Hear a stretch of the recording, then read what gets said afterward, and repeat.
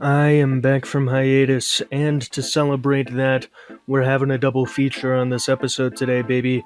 That means that today is covering levels 5 and 6, a double whammy, a wombo combo. Now I'm gonna shut the fuck up and get into the video. Lane Bryant shooting. 10:45 a.m., February 2nd, 2008. In Tinley Park, Illinois, there's a Lane Bryant clothing outlet. At this time, however, an interesting man walks into the normally slow store. In this store, there are 4 customers, a part-time employee, and a store manager. And after this man walks in, this stranger, he kills them all. He takes them all to the back and shoots them. In the aftermath, the shopping center was closed and locked down while being searched, and it was reopened after police had found that the gunman had left the area. Now, however, they never find the gunman. They put out a $100,000 reward, half of which would be donated to Lane Bryant's parent company, Charming Shops Incorporated. And this money was offered for the gunman's arrest or information that would lead to it. Except, of course, they never fucking found the gunman. Dude was just gone. The gunman was described as a black man with thick cornrowed hair and a receding hairline, along with one braid lying over the right side of his face at cheek level, decorated with 4 light green beads at the end. Police believe that he did this in an act of robbery gone awry, but no matter how you skew it, it doesn't really make any sense. Why would you just walk into a store, tell everyone to get in the fucking back, and then bust a cap in all of them? And then take nothing? It seems pretty dumb. But hey, 90% of criminals are not the brightest of people, and the other 10% you will never hear of, so maybe this guy wasn't exactly the brightest. Either way, he remains unfound to this day. Blackfriar Massacre. 2 a.m., June 28th, 1978. 2 armed gunmen, one armed with a .25 caliber pistol and another armed with a 12-gauge pump-action shotgun, are about to break into the Blackfriars pub in downtown Boston. This pub is often used as a disco club, backgammon gambling area, and in general stuff that pubs were used for in the 1970s in Boston of all places, which we all know completely sucks ass. It's like San Francisco, but racist. Now, of course, in this pub at the time of the break-in are Vincent Solmonte, age 35, owner of the pub, Peter Marath, Freddie Del Vega, Charles Magarian, the 3 of them being regular customers who were simply staying late shooting the shit with Vincent, and last but not least, John Jack Kelly, age 34. Vincent Solmonte and Jack Kelly are the 2 people of interest in this case, as Vincent Solmonte knew some people in the criminal underground, as would every pub owner at this time presumably, leading him to have mafia ties that could have gotten him killed over rival gang bullshit, but this isn't likely. What is very likely is John Jack Kelly inadvertently getting the group killed. Now, John Jack Kelly was a former news reporter but had been fired after reports of corruption came out about him. This led to him getting a job as a night manager of the pub, but understandably Jack Kelly wanted back into the world of journalism, so he took up investigative journalism, going ahead and talking to gangsters about cops and to cops about gangsters, sticking his nose where it didn't belong for the sake of a story. Admirable shit until it gets you killed, which is what likely happened here. The targeting of these people makes almost no sense except for the theory that I just proposed to you.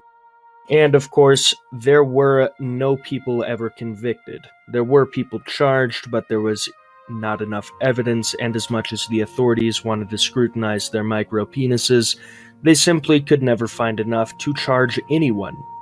So that leaves us with vague rumors of gang violence and speculation till the end of time. Make of that what you will. February 9th Killer. The February 9th killer is an unidentified suspected murderer. This killer is believed to be responsible for the 2006 murder of Sonia Mejia and her unborn baby, and the 2008 murder of Daimana Castillo in Salt Lake County, Utah. The murders were obviously committed on February 9th, hence the name. It has some sort of reasoning behind it. Now, of course, the following investigation after these two murders involved a 20-man task force that found jack shit.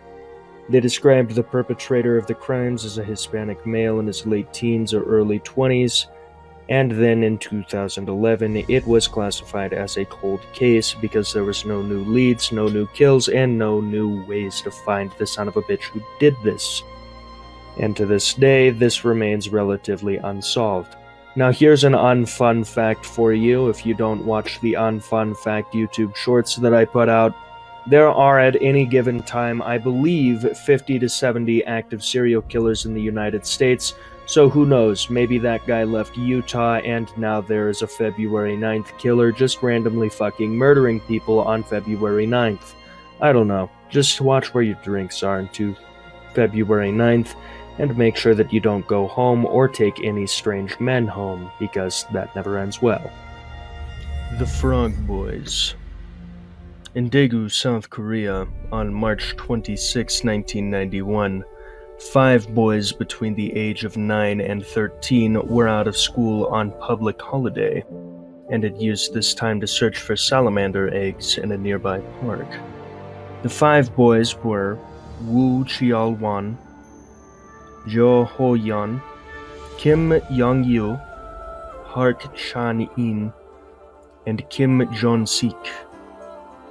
All 5 of these boys were from the Dalseo district of Daegu, attended the same elementary school. There was a 6th child, 10-year-old Kim Tae-ryong, but he left the group to go home and eat after having missed breakfast that morning, and he was the only member of that group to have survived. Now, the holiday that brought these boys out was a public election, meaning that their parents were likely busy, so they spent most of the day searching for salamander eggs in the streams of Mount Waryeong in Dalseo on the western outskirts of Daegu. The boys never went home, and after they were reported missing, their story made national headlines. President Roh Tae-woo sent 300,000 police and military troops to search for the boys, and the area they disappeared in was searched over 500 times, but the boys weren't found until September 6th of 2002, when a man searching for acorns discovered their bodies on Mount Waryeong in an area that had been searched previously. This man reported the remains anonymously and to this day remains unidentified, as is his right, and initially, after finding the bodies, the police suspected that the boys had died of hypothermia. Now, however, their parents, knowing that the boys frequented this area that they had been found in, demanded a full investigation, which later revealed that 3 of the boys at least had brute force trauma to the head, likely inflicted by metal tools, and that their clothes had been found in strange positions, often tied together. There is no leads, there are no people who have been investigated, and up until recently, South Korea had a statute of limitations on murder, which means that even if they found out who did do it, they couldn't charge anyone. Now, this has been removed as of 2015, but the simple fact is that this happened a long time ago. It's likely never going to be solved. Tiang North and Frankston Murders. The Tiang North and Frankston Murders, alternatively the Frankston and Tiang North serial killer, refers to the death of 6 women who, in the period between May 1980 and October 1981, were taken, murdered, and dumped in the remote scrub of Tiang North and Frankston areas southeast of Melbourne, Australia.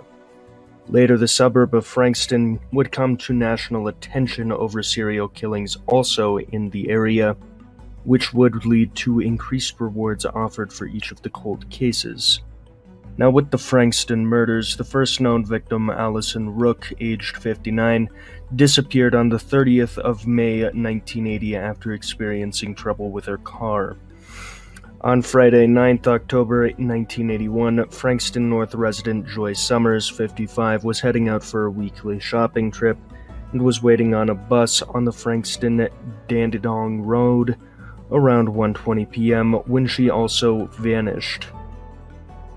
For the Tiang North murders, the skeletal remains of Bertha Miller, aged 75, and Catherine Headland, aged 14, as well as Anne Marie Sargent, aged 18, were found on the 6th of December 1980 in a sand quarry by men dumping lamb offal on a secluded bush track leading from Brew Road, North Tiang. Miller was fully clothed, but the younger victims were both naked. Miller, a regular churchgoer, had disappeared on Sunday, 10th of August 1980 on her way to church while heading to the tram stop in Glen Iris.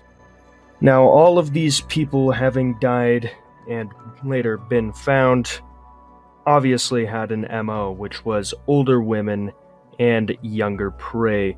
Now, the older women that were found in Frankston, well, found's the wrong word to use, because they never were found.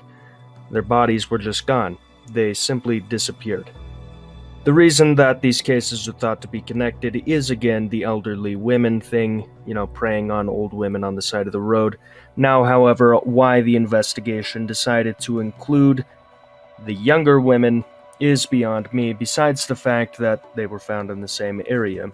Initially, the cases were treated separately. Now, of course, similarities were also drawn to the recent Truro murders in South Australia, according to police at the time. With all of the victims being on foot, most of them planning to use public transport and then disappearing. Now, of course, there was a lack of eyewitnesses and anything suspicious, so besides a timeline, we have nothing to go off of, and the killer will likely get away with it if they haven't died and gotten away with it already. Redhead Murders. The Redhead Murders refers to a series of unsolved homicides of redheaded females in America between October 1978 and October of 1992. They are believed to have been committed by an unidentified male serial killer, and the murders believed to be related have occurred in states including Arkansas, Tennessee, Kentucky, Mississippi, Pennsylvania, and West Virginia. The murders may have continued until 1992, but many of the victims remained unidentified for years. The only unifying factor was that they were all women who had reddish hair, and all of their bodies were abandoned along major highways in the United States.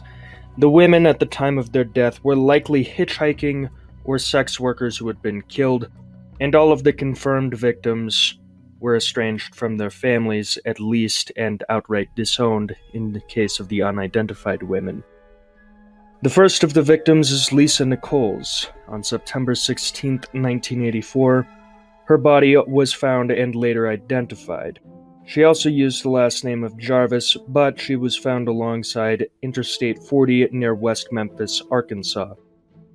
Rule of thumb here, in case you haven't seen the 4 other serial killings that have happened in West Memphis, Arkansas, stay the fuck out of Arkansas. Nothing good happens there, and it's got a bullshit name. Arkansas? Who the fuck named that state? They should feel ashamed. Now, authorities were not able to contact Nicole's family, and she was estranged from them, and she wasn't even identified until June of 1985, 9 months after she had been strangled. It was fingerprints that did that. She is believed to have been a victim of the red-headed killers because, well, she had red hair. There was also Tina Farmer. On January 1st of 1985, her body was found near Jellicoe, Tennessee in Campbell County, down an embankment off the southbound side of Interstate 75. The remains were in an advanced state of decomposition, as she was killed approximately 72 hours before the body was found. She was also killed by strangulation, also had red hair. There was also another Campbell County, Tennessee victim, a Cheatham County, Tennessee victim, S.B. Pilgrim, and the suspected victims are the Wetzel County victim, remains unidentified, Elizabeth Lamoti, and that's all of the confirmed victims that we have information on, but because of the fact that other red-headed bodies were discovered in other states, the kill count may be as high as 11. Now, because of the fact that most of the victims were estranged from their families, it's incredibly hard to identify all of them, which is why we only see a select few actually even having names. Now, of course, a possible suspect emerged in 1985 when a 37-year-old trucker, Jerry Leon Johns, attacked and attempted to strangle a woman with reddish hair. He left his victim lying near a highway, presuming she was dead. He was dismissed in the Redhead Murders case, but was convicted of the woman's kidnapping in 1987. Despite his exclusion from the case, it was announced that the DNA from Johns matched Tina Farmer via CODIS in 2016. Now, he died in prison at the age of 67 in 2015, but a grand jury decided that he would have been successfully prosecuted had he been alive. This puts this man as successfully killing one of the Redhead Killer's victims, but because of the strange timescales and the fact that we don't know what lines up and what doesn't line up, we can't say for sure whether or not he was the Redhead Killer, so to this day the case remains cold. The Saw Killer of Hanover. On September 26, 1975, a corpse would be discovered at a local hydroelectric power plant in Schnellergraben near Maschke. Hopefully I said that right. This corpse was heavily dismembered, but it was a torso of a young woman found by a worker. The breasts of the deceased woman were severed, and the abdomen was cleared. The body had been in the water for roughly 10 to 14 days. The woman was 23 to 25 years old and 155 centimeters tall. She had a scar on her abdomen and had given birth to at least one child. The body had been tied together with a decoration cord. The Special Commission designated the corpse as Torso 1, and it was probably cut with either a saw, circular or band, or a surgical instrument used to sever the torso from the woman's arms and legs. Despite having the fingerprints examined from an arm found, authorities could not identify the victim. Later, in the period of February 21st to 28th, 1976, two upper halves of a body and the leg of a woman aged 25 years old with a height of about 170 centimeters were found. The time of death was roughly 2 to 3 weeks before finding the body parts. The two halves of her thorax were later discovered between parked cars at the Hanoverian Landesfunkhaus Niederschgassen. The other leg was found in a dumpster by students of the local girls' school at Bonnerstraub. The other body parts were found floating in the lane at the Rudolf von Begensen Ufer, or close to the Maschke. In the period of May 28th to June 11th, 1977, 6 body parts from a young man were found at another hydroelectric power plant, always on the weekends. He was 17 to 18 years old. He was around 170 centimeters tall, and he had the Iron Cross tattooed on his body. On June 5th, the arm of a 50-year-old man was found, again at a power plant. On July 10th, the lower body of a woman was discovered by a person walking along the Elinried forest. The victim was at least 40 years old. On December 18th, the last corpse from the series would be discovered on a dirt road near Hanover. The upper body of a 50 to 60-year-old woman was found wrapped up in an old cotton blanket, had strangulation marks on her neck, and both of her arms and legs had been cut off. The woman was between 160 and 170 centimeters tall, and also had an appendectomy and given birth to at least one child. An autopsy revealed her death was caused by suffocation. The common pattern found from all the corpses is that, for most of them, the cause of death could not be determined. They'd only been dead a short time before discovery, and they were all cut up with a saw. The whereabouts of the rest of the body's remains remain unknown. The body parts were always disposed of on Saturdays in conspicuous places so that they could easily be found by passing people. According to Chief Detective Gunter Nawaitis, who investigated the case, the police had no crime scene, no time of crime, neither the perpetrator nor the victim's identity. And once the 11 individual body parts were assigned anatomy to the 6 victims, the situation complicated further. According to Soko Torso, the offender did not have profound anatomical knowledge, with the cuts being made at joints, suggesting it might be the work of a butcher. It is striking that the perpetrators had no aspirations to hide the body, and even had sort of an exhibitionist tendency. All of the bodies were within 2 kilometers of the city near the mosque. He dumped them not far from where the police headquarters of Hanover were located. The main obstacle being that none of the victims' identities were ever discovered meant that they could never piece together anything about what had happened, why they had been kidnapped, or even who they just were, what could have happened. More than 20 years later, in 1999, the case regained relevance when a female torso was found in Eisenbüttel. This discovery led to the trail of a former butcher's apprentice, Olaf Weinert, from Wochenried, who confessed to this murder and also was convicted of other homicides. The first murder was a retiree from Silly who had been killed and dismembered by him. Weinert sought out his victims, among other things, from Street of Molderwag, which was then located near the dump of Alterwurmbuknir Lake. However, no connection could be established between him and the bodies from the 1970s. In the autumn of 2012, a similar case occurred, in which Ukrainian-German rapper and neo-Nazi Sash J.M., real name Alexander K., called the Mosque Killer, also dismembered his victim. The police took the 25-year-old violent offender, who had been then taken and admitted into a psychiatric clinic. The motive for the crime was murder, as Andrea B. had been a victim of chance. And for all of that, despite a neo-Nazi scum getting caught up and having repercussions to their actions as they should, there's no good ending here. There's no heroes, there's no villains, there's just people simply wondering, what the fuck? Gypsy Hill Killings. On January 8th of 1976, the body of 18-year-old Veronica Casquillo was discovered in a creek on the grounds of Sharp Park Golf Course in Pacifica. She had been stabbed 30 times. A transient was arrested, but was later released for lack of evidence. A few weeks later, 14-year-old Tatiana Blackwell was reported missing after leaving her home in Pacifica to run an errand. A body, later identified as hers, was discovered off of Sharp Park Road in the Gypsy Hills section of the city on June 6th. She had also been stabbed multiple times. Paula Baxter, 17 years old, went missing Wednesday evening, February 4th, after finishing a play rehearsal on the Cappuccino High School campus, leaving her mired car behind.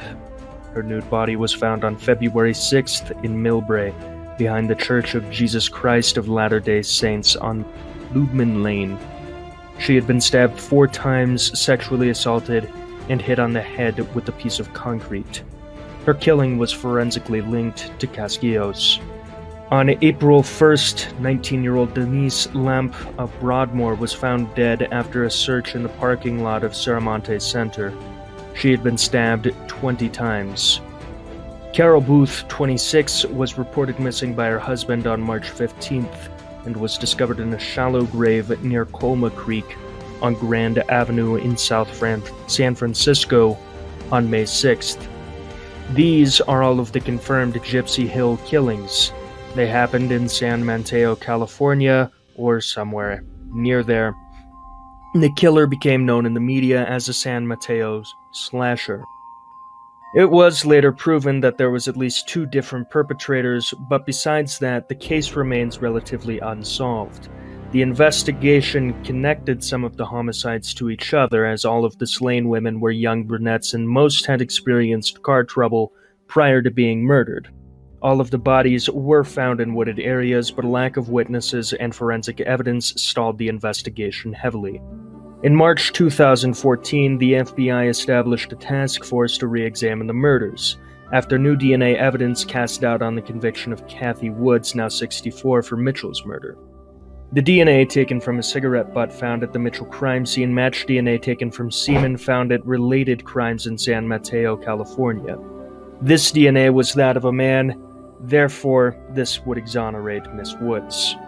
On September 8, 2014, the FBI named Rodney Halblower as a person of interest in the Gypsy Hill murders. Woods was released from prison September 11th, 9/11, pending a new trial to take place on July 13th, 2015. In March 2015, prosecutors dismissed the charges against Woods, who had formerly been convicted of one of the murders. Halblower will most likely face a trial in Nevada for the murder of Mitchell Michelle in the near future. The murders of Tanya Blackwell and Carol Lee Booth are both believed to have been committed by Rodney Halblower as well, but there was not enough evidence to charge him for their deaths. The rest of the crimes remain unsolved, and likely they will forever. The Teardrop Rapist. The Teardrop Rapist is a moniker for an unidentified piece of literal shit responsible for 35 sexual assaults on women, including minors, in Los Angeles, California. The assaults began in 1996 and continued through 2012. He is believed to be a Hispanic man with a light complexion. He received his nickname from at least one teardrop tattoo under his eye. The perpetrator was thought to have stopped his assaults in 2005, but in November 2011, a 15-year-old girl was attacked, and DNA evidence linked her to the same rapist. However, the victim did not see the tattoo that many of the previous victims had, perhaps due to tattoo removal. After an attempted assault on June 15, 2012, police announced plans to canvass the Hispanic neighborhoods of Los Angeles and offered a $50,000 reward for information leading to the arrest. On July 27, 2013, the LAPD announced their collaboration with the FBI and increased the reward to $100,000, $25,000 of this coming from the FBI. Also released was a new set of composite sketches. The DNA evidence from 11 of the sexual assault kits were conclusively linked when the rape kits were tested. Now, of course, in 1999, one Luis Vargas had been sentenced to 55 years to life for 3 sexual assaults related to this chain from 1998 to 1999. The conviction relied mostly on eyewitness testimony, which, here's an unfun fact, is actually very terrible. The human memory is incredibly malleable, and you don't remember things the way that they actually happened. Almost no one has exact memories, which means that eyewitness testimony is incredibly sketchy in terms of actually getting things right. Because of this, Vargas maintained his innocence the entire time he was in prison, filing as many appeals as he could.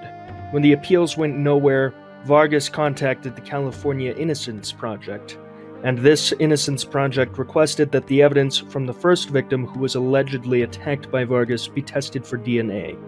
The request was granted, and it was found that the DNA from the rape kits did not match Vargas's DNA, but another man who had been sexually assaulting women for 16 years, our Teardrop Rapist.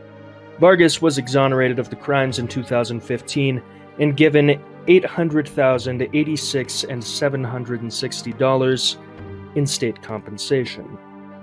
Though the Teardrop Rapist remains unfound, the suspect profile is as such: a Hispanic male with possible light complexion, brown hair, approximately 5'2" to 5'6" in height, approximately 130 to 170 pounds, may have a teardrop tattoo or some type of scar underneath an eye, if not removed, most likely between 40 to 55 years old, currently, if still alive. The method of operation throughout his crimes, this offender has exhibited similar behavior in all of them. He preys on women and girls who are on their way to work or school. He always attacks between 5 a.m. and 8 a.m. He has a handgun or a knife on him, and he talks to his victim beforehand, often asking for directions. Though he remains unfound to this day, just know that if I ever get rich enough that the law won't affect me anymore, I will chop this motherfucker into pieces. Lublek Arson Attack. The Lublin Arson Attack is one of the most severe incidents of xenophobia in German history. It was the burning of a refugee hostel in the 1990s. For some background, after the German reunification, foreigners, especially asylum seekers, were especially controversial, with many places calling to limit how many could even be in the nation, and the disgusting remnants of the filthy Nazi party rearing its ugly head to remind everyone that that dark part of German history wasn't quite gone yet. Now, of course, several xenophobic incidents preceded this attack and this event. But the events, of course, according to a police report, stated that a fire broke out at the entrance of the house Unser Wernerstraub 81 at 1:38 a.m. on the 29th of May, 1993. The fire had been started with gasoline, and Melvud Genk, 50 years old at the time and the oldest member of the family, was able to climb out of a window and alert the neighbors. She lost 2 daughters and 2 granddaughters, as well as a niece that night. Firefighters arrived after 5 minutes, but it was already too late. Gernsen Inse, who was 27 years old, jumped out of a window and died. Her 4-year-old daughter, whom she had held in her arms, survived. The girls Hatis Genk, 18 years old, and Gulistan Otzurk, 12 years old, as well as Huria Genk, 9 years old, Saimi Genk, 4 years old, all died in the flames. Benkir Genk, 15 years old, jumped burning out of a window. He survived with severe injuries, and a 6-month-old infant and a 3-year-old child suffered life-threatening injuries as well. The defendants in the case after being arrested were Felix Konhin, a 16-year-old student at the time of the crime, Christian Reher, another 16-year-old student who grew up in the children's homes, Christian Bulkaz, 19 years old, working odd jobs, Marcus Gartman, 23 years old and a welfare recipient. All of them were members of the far-right skinhead scene of Solingen and had exercised together in a martial arts school. This school was later revealed to be run by an informant of the North Rhine-Westphalia Domestic Intelligence Agency. The trial before 5 judges of Dusseldorf's higher regional court began in April 1994. Konen, Reher, Buchholz were all charged as minors, limiting the maximum penalty to 10 years in prison, while Gardman was charged as an adult. The prosecutors claimed hatred of foreigners as the motive. Gardman had confessed to police, and he later confessed again before a magistrate with his lawyer present. He apologized to the victim. According to the confession, Gardman, Konhen, and Buchholz had clashed with foreigners at a party that night, met with Reher, and then while drunk decided to frighten some Turks. Towards the end of the trial, Gardman withdrew his confession, claiming that it had been issued under duress and that he had been threatened with having to share a cell with Turks, an apt threat to use against a Nazi piece of shit. Now, however, he was interviewed in prison 4 months after the verdict. He explained that he had given a false confession because the police had convinced him that was the only way to avoid a life sentence in prison. Reher also confessed but changed his story repeatedly, in the end claiming that he had acted alone. Konen and Buchholz denied any involvement. No hard evidence was found linking the defendants to the crime, in part because the police had treated the crime scene in a sloppy manner, because if you haven't watched all of these episodes already, the police are kind of fucking incompetent when it comes to dealing with crimes. But in October of 1995, the 4 defendants were found guilty of murder, attempted murder, and arson. The 3 defendants, as minors, received the maximum sentence of 10 years in prison, while Gardman was sentenced to 15 years in prison. The Federal Court of Justice in Germany confirmed the convictions and appeal on 1997. The Turkish family sued for civil damages and won. They received about 270,000 DM and a monthly pension for one severely burned victim. There was a memorial stone placed in honor of the victims, and memorial services were attended by several high-ranking German officials, with President Richard von Weizsäcker giving the first speech. Chancellor Helmut Kohl was criticized for not visiting Solingen nor attending the memorial or burial services. He had denounced what he had called condolence tourism of other politicians. The case was widely reported in the international press, and after a radio campaign in the Netherlands, 1.2 million postcards with the slogan "Ik ben woedend," I am furious, were sent as a protest there to German Councillor Helmut Kohl. A memorial to commemorate the event was unveiled 1 year after the attack in front of the Mildred Schiel School, a school that Hattis Genk had attended. It shows two large metal figures ripping apart a swastika, surrounded by a large number of rings, each sponsored by an individual.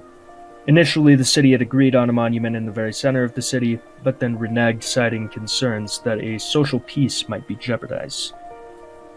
Charlie Chopoff.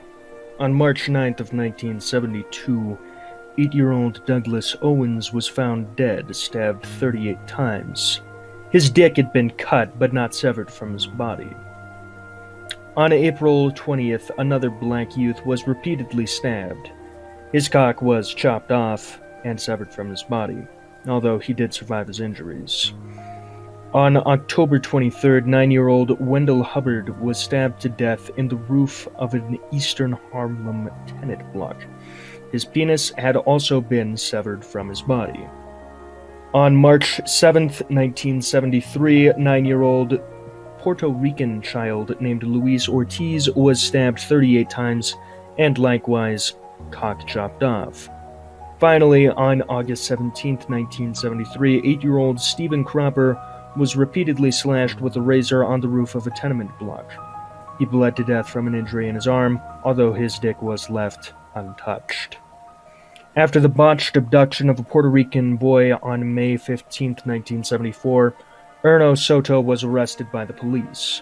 He was an intermittent patient at the Manhattan State Hospital since 1969. 69, nice. And confessed to the 1973 slaying of Cropper. His only surviving victim did say that Soto looked like his attacker, but he refused to positively identify him. Manhattan State Hospitals also stated Soto was in their custody at the time of the murder, but later confirmed that he might have eluded confinement, as it had happened before. Despite the lack of evidence, investigators believe that he is a likely suspect, citing the fact that the murders ceased after his arrest, and that an anonymous source placed him as a potential culprit of the first killing. However, due to his acute mental instability, he is unlikely to ever stand trial. Tokyo Metropolitan Murders. From 1968 to 1974, a series of murders and assaults against predominantly female victims occurred in the metropolitan areas of Chiba, Saitama, and Tokyo. The modus operandi of the killer involved attacking and raping women who lived alone. He killed at midnight, and then he burnt their corpses. Most of the victims were in their 20s, and the perpetrator's blood type was presumed to be O-negative.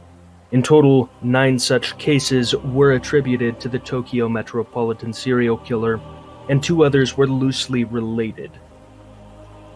Now, of course, here is where it gets rather spicy. The victims are as follows. On July 13, 1968, a 26-year-old officewoman was raped and burnt to death in a vacant lot in Adachi. A few days after the incident, police received an anonymous phone call proclaiming someone who I will discuss later as the culprit. On January 26, 1973, a 22-year-old officewoman sleeping in her apartment in Quito was found strangled and her body burned. 2 days after the murder, the same man who was connected to the first case was seen at a local bar within walking distance of the crime. On February 13, 1973, an apartment in Suganimi was set on fire. Its inhabitants, a 22-year-old man and a 67-year-old woman. They were later found burnt to death, the reason that their killings are linked to this case. On June 25, 1974, a 30-year-old housewife living in Matsudo disappeared. Her strangled body was later found at a construction site on August 10th. On July 3, 1974, a 19-year-old woman went missing after visiting a Shinkin bank in Matsudo. Her body was later found at a land development site on August 8th of the same year. On July 10, 1974, a 21-year-old teacher was raped and burnt to death in Matsudo. The man who has been linked to 3 of these cases so far was witnessed near the crime scene. and he would later be charged with this murder. On July 14, 1974, 48-year-old restaurant owner and 58-year-old store clerks were raped and their bodies were burnt in Katsushika. This is the only case where the true killer was arrested and convicted, this case not being related to the rest. On July 24, 1974, a 22-year-old pharmacist was sexually assaulted and then burnt in her apartment in Soka. A station employee claimed to have seen a man resembling the man linked with the other 4 cases before this at the Saka station leaving on the Tobu-Osaki line. On August 6, 1974, a criminal broke into an office in Adachi, raping and burning the 24-year-old salary woman who was present there. A man resembling the man that I've referenced 5 times now was seen fleeing from the area. In addition to that, it turned out that this same man had broken into the salary woman's apartment a year prior. On August 9, 1974, a 21-year-old woman was raped and then subsequently burnt in her Shiki apartment. A later examination of the DNA found at the crime scene indicated that the criminal's blood type was either type A or type AB, meaning that this also isn't connected to the rest of the crimes. Now you might be wondering who this mysterious fellow I keep referencing is, and this is one Atsuno Ono. Atsuno Ono was a career criminal. He had been arrested several times and was already well known by local police forces as a thief, a criminal, and in general someone not to be around. Now because of this, Ono was immediately charged a second time. You see, he'd been arrested once, but because of a lack of evidence released. After things linking him to these cases, like the fact that he broke into a salary woman's apartment a year before she was raped and then burnt to death, and the fact that he had O-negative blood, a relatively rare trait, linked him definitively to the case. Now because of that, Ono was charged, but he faced a lot of racism and a lot of problems with the justice system. The case, as a matter of fact, was actually seen as a miscarriage of justice, and an innocence relief fund in his name was created. He claimed that he had never killed anyone, and despite the fact that there was only circumstantial evidence linking him to one of the murders, he was charged with all of them, the media labeling him as the person responsible behind it all and mocking him. Now, shortly after his arrest and his case, Ono claimed that he had been tortured by the police force and that he had been forced to sign a false confession. Because of this, he had a lawyer whose plan was simply to just discredit the opponent's claims, and it worked. Ono got away with it. After his release from prison, Ono is regarded as a hero and a victim of miscarriage of justice. A year after his release, however, he was sentenced and received a prison sentence for a theft committed in 1992. In 1996, shortly after his release, he was arrested yet again, this time for a murder committed in Adachi, where a woman had been burnt and decapitated. Unlike the Matsudo case, the police had viable evidence to prove he was the perpetrator, resulting in Atsuno Ono admitting his guilt and receiving a life sentence in 1999. Interestingly enough, Ono managed to play the victim almost perfectly, claiming to be a victim of a caste system which could be backed up by the police reports as they wanted to see if he was related to certain jobs. He was also claiming to be tortured by the police, something that could not be proven or disproven, and managed to turn public opinion against him. However, he goofed up and fucked the dog when he decided, hey, you know what, I'm gonna rape, murder, and burn again, and then got caught up in it. Rest in piss, bozo. The Sewer Murders. From 1976 to 1983, 7 young boys and male adolescents aged between 11 and 18 from Frankfurt or the Offenbach station area were killed. Some of them may have worked as prostitutes, some of them may have been homosexual. This is the only reasoning that the police could find for the way that these boys were killed, with their hands tied behind their back, brutally beaten, and then left in a sewage plant. The 7 victims are as followed. An unidentified male is found September 7, 1976, and the naked corpse of this young man was only in socks. The body was heavily mummified with partial skeletonization after a lying time of at least 6 weeks. A violent skull fracture had been found to be the probable cause of death, but since the identity of the decedent could not be clarified, the police assumes that he may have been a foreigner in transit through West Germany. May 23, 1982. Eric, aged 17. Found in an oblique position behind an inflow, the body had significant damages, such as the right thigh being torn off, the pelvis and the skull being smashed, and exposed bones.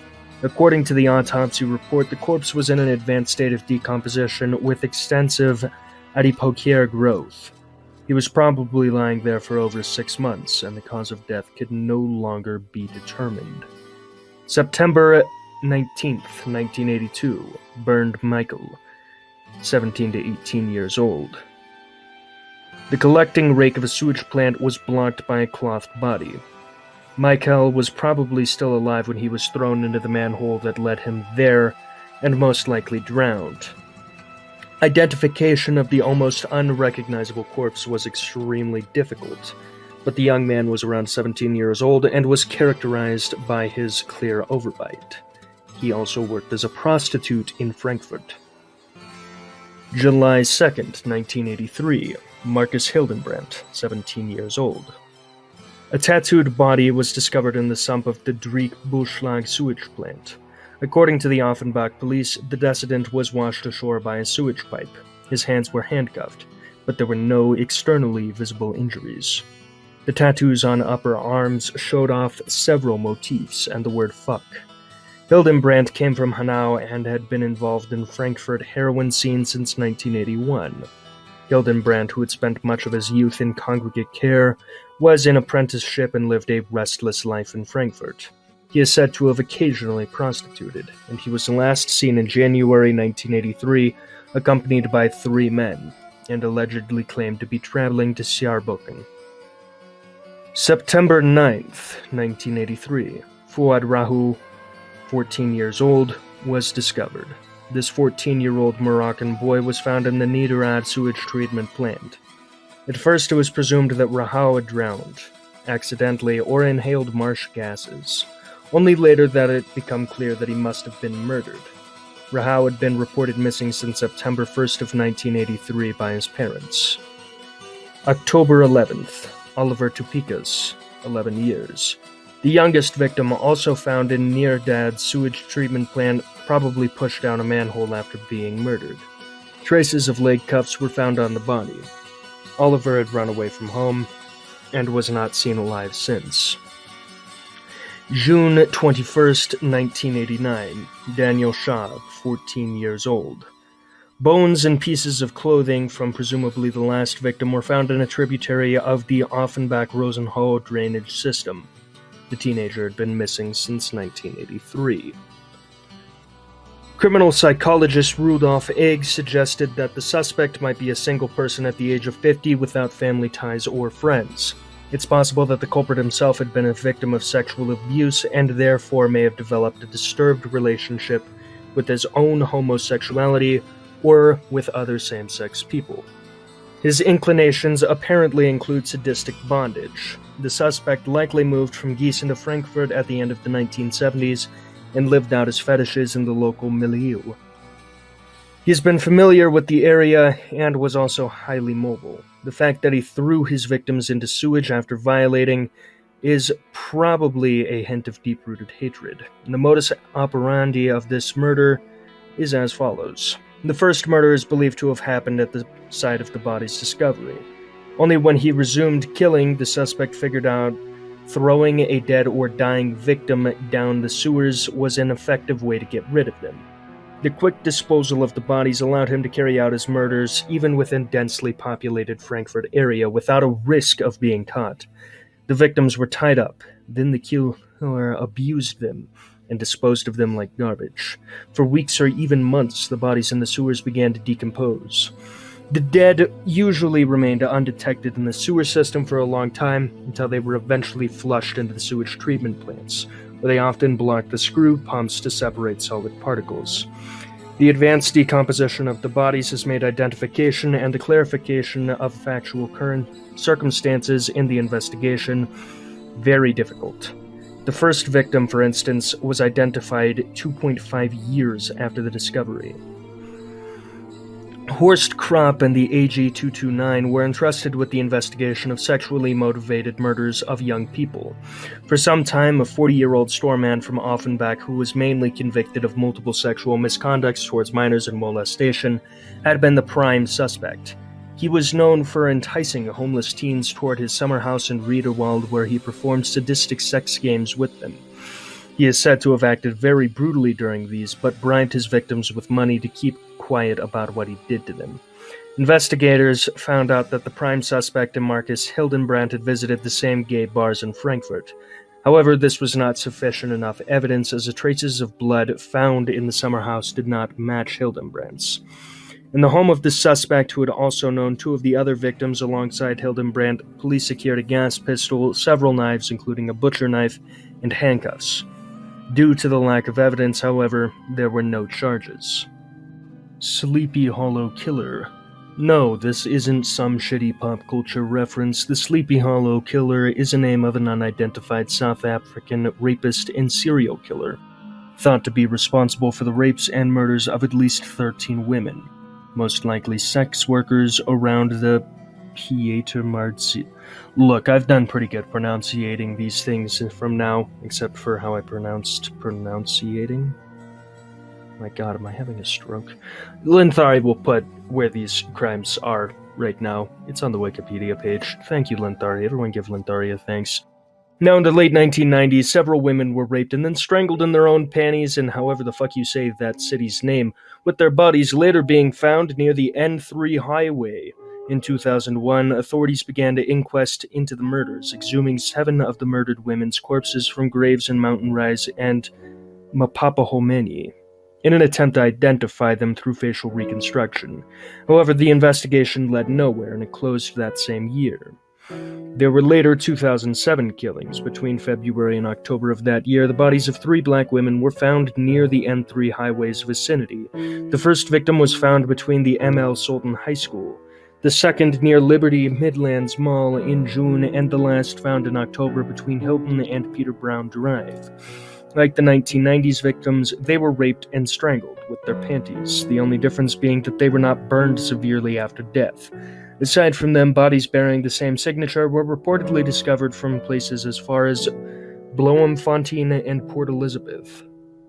Superintendent Henry Budrum later announced that a special task team, supervised by Senior Superintendent Gops Govender, would investigate the murders and examine all circumstances, modus operandi, and material evidence for all cases. On January 30th, 2008, a 32-year-old man was arrested in Mapapahomeni for allegedly murdering a 30-year-old woman near Hotwick, in a small settlement called Curry's Post. Her body was found by a passerby in a forest, partially naked, with a belt tying her legs and hands and open wounds to her head. It was also alleged that she might have been raped.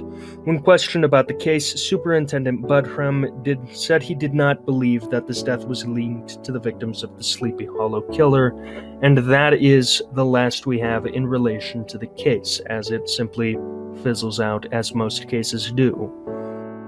Dr. No is a prime example of depressing entertainment worship, as this was completely drowned out by James Bond references. Dr. No is a nickname given to a suspected American serial killer thought to be responsible for the murders of at least 9 women and girls in Ohio between 1981 and 2004. As victims, he chose prostitutes working in parking lots and truck stops located alongside Interstate 71. There are suspicions that he committed 3 similar killings in New York, Illinois, and Pennsylvania between 1986 and 1988. 3 of the victims worked at Union 76 truck stop in Austintown, east of Akron and west of Youngstown, which is the largest of the state, leading the investigators to suspect that the killer was a truck driver. How surprising that a truck driver is a freaky degenerate who fucking murders people. After forensic examination, it was determined that the victim that was found in Miami County on April 24th had died from strangulation after receiving a head injury beforehand. At the time of this victim's discovery, No personal belongings or documents were found, making her identification difficult. She was nicknamed as Buckskin Girl from wearing a tasseled buckskin poncho. In 2018, the victim was finally identified as Marcia King. The next victim was 25-year-old Marcia Matthews, bad place to be named Marcia, I guess. Her body was found by a trucker 1 mile away from the Union 76 truck stop. She had died from traumatic brain injury sustained after being beaten with a blunt object. On July 20th of 1986, the body of 23-year-old prostitute Shirley Dean Taylor was discovered, who was also beaten and strangled to death. Before her disappearance, she was seen at Union 76, where according to witness reports, she went to regularly meet a client named Dr. No, whose identity was never established. Her body was discovered a few miles from the place of her disappearance, with her underwear and shoes missing. In December of 1986, 18-year-old prostitute April Barnett also went missing from the Union 76 truck stop, along with her body found only a few days later 70 miles from Austintown. As with the previous cases, the victim was beaten and strangled to death with some of her clothes missing. A few days later, 28-year-old prostitute Jill Allen was found murdered in Illinois, near Interstate 70. Despite the fact that she had been found in another state, she was deemed a victim of the same killer due to the same modus operandi. Allen had also been beaten and asphyxiated with strangulation marks found around her neck. Her shoes, bra, and underwear were never found. The next victim of the serial killer was 27-year-old Annie Marie Patterson, who went missing February 7, 1987, also from Union 76. Her decomposed body was found 40 days later, 250 miles away from Austintown near Cincinnati. On August 10, 1987, another victim's body was found in Englewood. The victim's jeans and underwear were at her ankles, while the upper parts of her clothing were missing. According to the nature of grass depressions and tire tracks located at the scene, experts determined that the killer hadn't even taken the time to fucking stop, rather just yeeting the corpse out of the car. She also died of strangulation, surprise, surprise, and despite the abundance of tattoos on her body as well as the jewelry the offender had not stolen, she remained unidentified until 2010. The victim was identified as Paula Beverly Davis, 21 at the time of her disappearance, after relatives recognized her tattoos, pictured from her listing in the National Missing and Unidentified Persons System. 31-year-old Terry Rourke was murdered March 29, 1988 in New York, her body found on one of the bridges passing through the Mohawk River. The medical examiner found that she had died of, you guess it, traumatic brain injury that occurred from beating with a blunt object. Several hours before the discovery of her body, some of Rourke's clothing, including underwear and shoes, were never found, leading investigators to include her in the list of potential victims of Dr. No. Now, during the course of the investigation, the police interviewed hundreds of prostitutes, pimps, service station employees, and truck drivers in an attempt to find witnesses to identify the offender. According to witnesses, the killer appeared to be a tall, dark man, middle-aged, 25 to 50, who wore glasses and talked with an accent matching that of someone from northeastern states. The vehicle he was described as driving was a 1984 silver truck with a wind blocker and a red hood.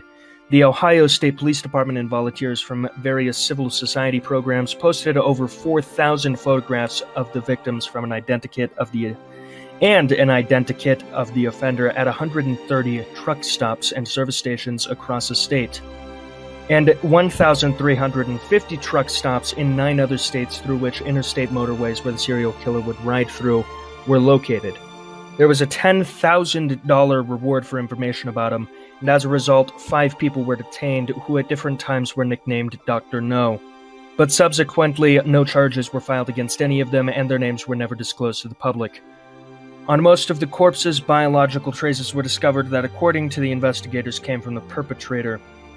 Now, however, the DNA evidence was iffy at best and did not give any solid link, and despite the fact that there were several suspects, no one was ever charged with the case, and Dr. No still walks free to this day, presuming he hasn't died.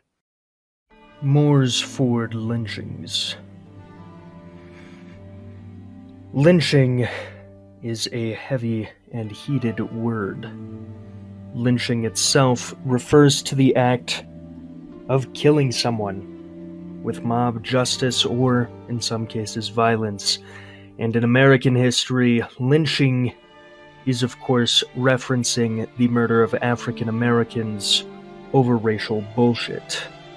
The Moores Ford lynchings, also known as the 1946 Georgia lynching, refers to the July 25, 1946 murders of 4 young African Americans by a mob of white men.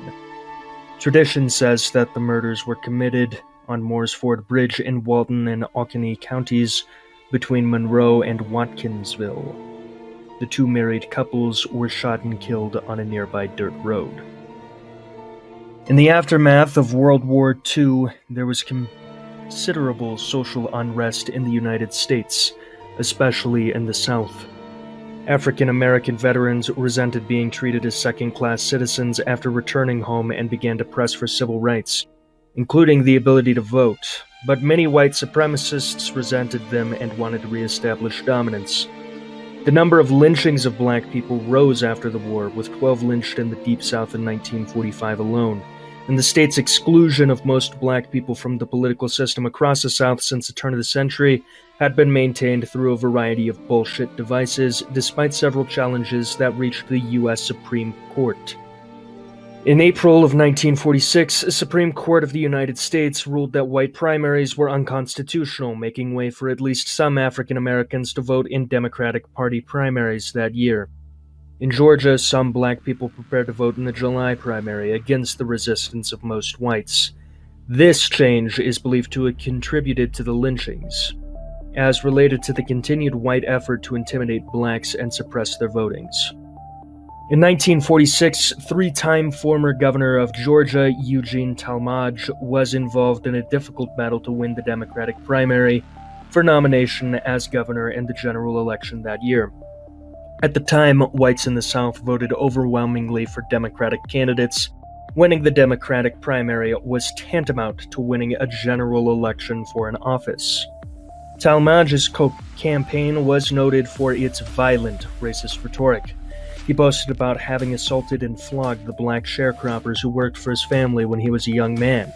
He claimed to have carried an axe when he chased a black man who had sat next to a white woman. And while campaigning in Walton County, Talmadge held a rally attended by about 600 in Monroe. Among those who attended the rally were 2 local white farmers, Barnett Hester and Joy L. Harrison, both of whom spoke afterward to Talmadge at a campaign barbecue. Harrison was a longtime supporter of Talmadge and had even named his second son after the governor.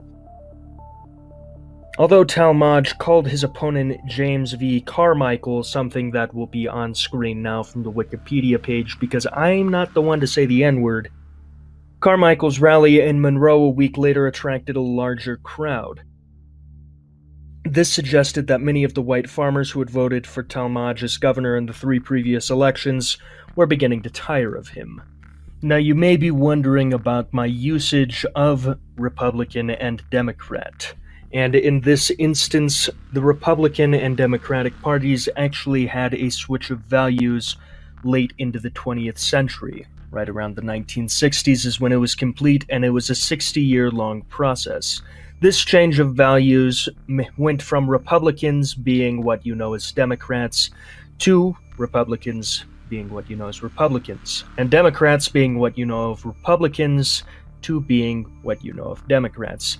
The name swap wasn't exactly an ideological change, it was simply general consensus amongst both of the parties that the other ideology that they had formerly not been for was actually what would work, which is where you see now Democrats support things that Republicans don't, and Democrats support things that Republicans don't. I just repeated myself because I am actually having a stroke after reading about so many horrifically depressing true crimes.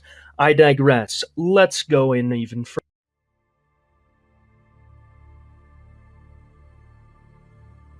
Now that the background has been aptly explained, let's get into the July events. In July of 1946, J. Loy Harrison employed 2 young African-American couples as sharecroppers on his farm in Walton County, Georgia. One was George W. Dorsey and his wife, May Dorsey. George Dorsey, born November of 1917, was a veteran of World War II, and he had been back in the United States less than 9 months after having served for nearly 5 years in the Pacific War.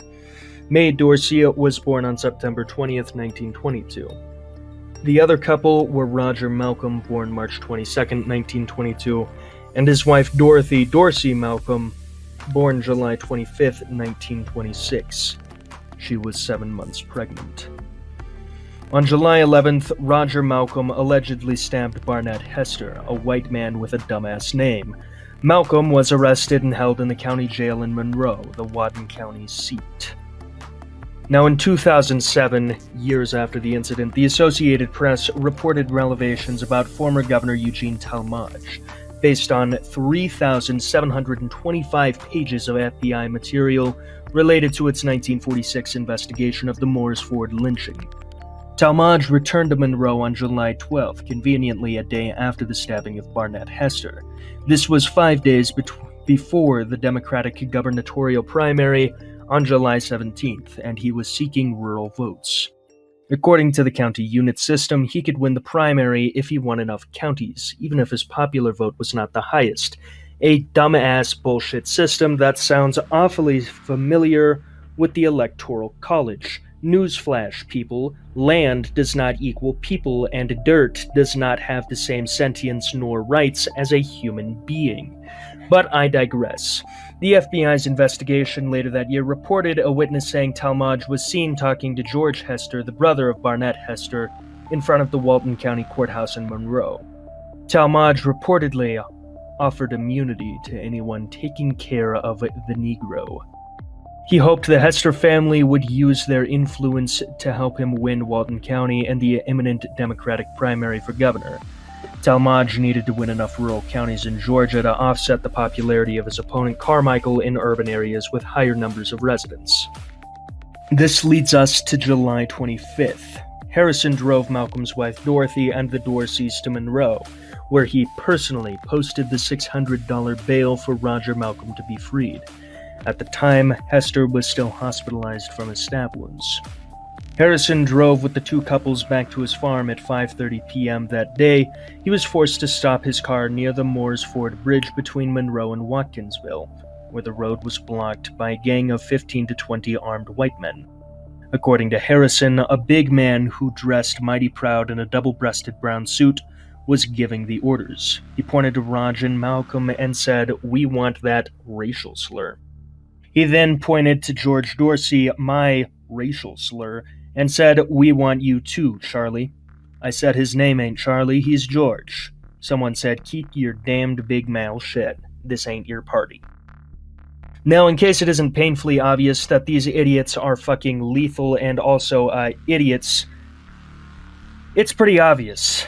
The 1940s were full of inbred dumbasses that I would happily beat the shit of without second thought or remorse. But let's keep going into this hard-to-read story. Harrison watched. One of the black women identified one of the assailants. At that point, the man in the expensive suit ordered to get those damned women too. The mob took both the women into a big oak tree and tied them beside their husbands. The mob fired 3 point-blank volleys. The coroner's estimate counted 60 shots were fired at close range. They shot and killed the two couples on a dirt road near Moores Ford Bridge, which spanned the Appalachian River, 60 miles east of Atlanta. The mass lynching received national coverage and generated outrage. Large protests and marches took place in New York City and Washington, D.C. against these lynchings, and President Harry S. Truman, for the first time ever, directed the Justice Department to investigate these crimes under the federal civil rights law. He also created the President's Committee on Civil Rights in December of 1946. The Truman administration also introduced anti-lynching legislation in Congress, but was unable to get it passed against the opposition of the white Southern Democratic bloc in the Senate. Together with the outrage about the Columbia, Tennessee 1946 race riot, the Moores Ford lynchings garnered awareness and support from more of the white public for the growing civil rights movement. Demonstrators marched outside of the White House demanding the end of lynchings. On July 28, 1946, a funeral was held for the Dorseys and Dorothy Malcolm. It was held at the Mount Perry Baptist Church. As George Dorsey was a World War II veteran, his coffin was draped in an American flag. The funeral was well attended by the national news media, although many black people stayed away out of fear. One black man at a funeral told a journalist from the Chicago Defender, "They're exterminating us. They're killing black veterans, and we don't have nothing to fight back with except our bare hands." In his article, The Murders in Monroe, in The New Republic, September 1946, lawyer H. William Feitelson raised a number of questions about the Moores Ford case. Why did the Sheriff L.S. Gordon of Walton County set the bail for Roger Malcolm at only $600, a relatively low sum? Why did Harrison bail out Malcolm, although he knew Malcolm would likely be convicted soon and go to prison? Feitelson said that the sharecroppers were easy to replace, and he thought it odd that Harrison spent $600 just to get a man who was likely to be temporary labor, when he could have hired another sharecropper to replace Malcolm for much less money. Feitelson noted that Harrison could have driven the Malcolms and the Dorseys to his farm via the paved highway, which was faster and more convenient, but instead drove down an unpaved dirt side of the road that was much slower and less used by travelers. He suggests this choice was likely ensuring no outside witnesses could see the mass lynching. Feitelson wondered about how the lynch mob knew the precise time of day and the road Harrison would use to return from his farm, and he thought it strange that Sheriff Gordon personally released Malcolm from the Walton County Jail in the late afternoon, but he had not visited the crime scene nor attended the coroner's inquest. Feitelson noted that Mae Dorsey was said to have called out the names of several members of the lynch mob before her death, while Harrison, who had lived his entire life in Walton County, claimed to not know any. Finally, Feitelson noted that the Harrison was not harmed by the lynch mob. Even if he truthfully could not identify them that day, the mob let Harrison live, knowing he could recognize one or more of them in the future. Feitelson noted that if charged, members of the lynch mob would have faced 4 counts of first-degree murder. He wrote that it was most peculiar for the lynch mob to allow a witness to live who had seen them kill 4 people. Georgia Governor Ellis Arnall offered a reward of $10,000 for the information, to no avail. For the first time, President Truman ordered the FBI to investigate the murders under federal civil rights law. They interviewed nearly 3,000 people in their 6-month investigation and issued 100 subpoenas. The investigation received little cooperation. No one confessed, and suspected perpetrators were offered alibis for their whereabouts. The FBI found little physical evidence, and the prosecutor did not have sufficient grounds to indict anyone. The FBI agents reported that the farmers of Walton County were extremely clannish, not well educated, and highly sensitive to outside criticism. The black sharecroppers were described by the FBI as frightened and even terrified. One man ran into a field in an effort to invade their questioning him. When cornered, he said that he had been warned not to speak to the FBI, or he would be lynched as well. Harrison claimed not to know any of the lynch mob, and the FBI heard allegations that Harrison was a member of the Ku Klux Klan and had bailed Malcolm out of jail to turn him over to the lynch mob. Harrison made contradictory statements as he changed his story, at one point saying he had been directed by someone whose name he claimed to not remember to use a less traveled road on the way home. The police suspected that he may have been involved for the plans for the lynching. Anyone with a fucking brain would be able to tell that. None of the lynch mob wore masks, and Harrison's claims to not know any of them were widely disbelieved because it's easily proved as bullshit. Policeman Major William Spence told the press on the 3rd of August 1946, Harrison is either scared of being killed himself or he's lying in his teeth, or both. The assistant police chief of Monroe, Ed Williamson, told the FBI about a conversation he had overheard between Talmadge and George Hester, Barnett's brother. The FBI reported the opinion of Mr. Williamson's part is that this conversation between Talmadge and Hester probably resulted in the Blasingame district, the part of Walton County where the Hesters lived, going very definitely in the Talmadge column.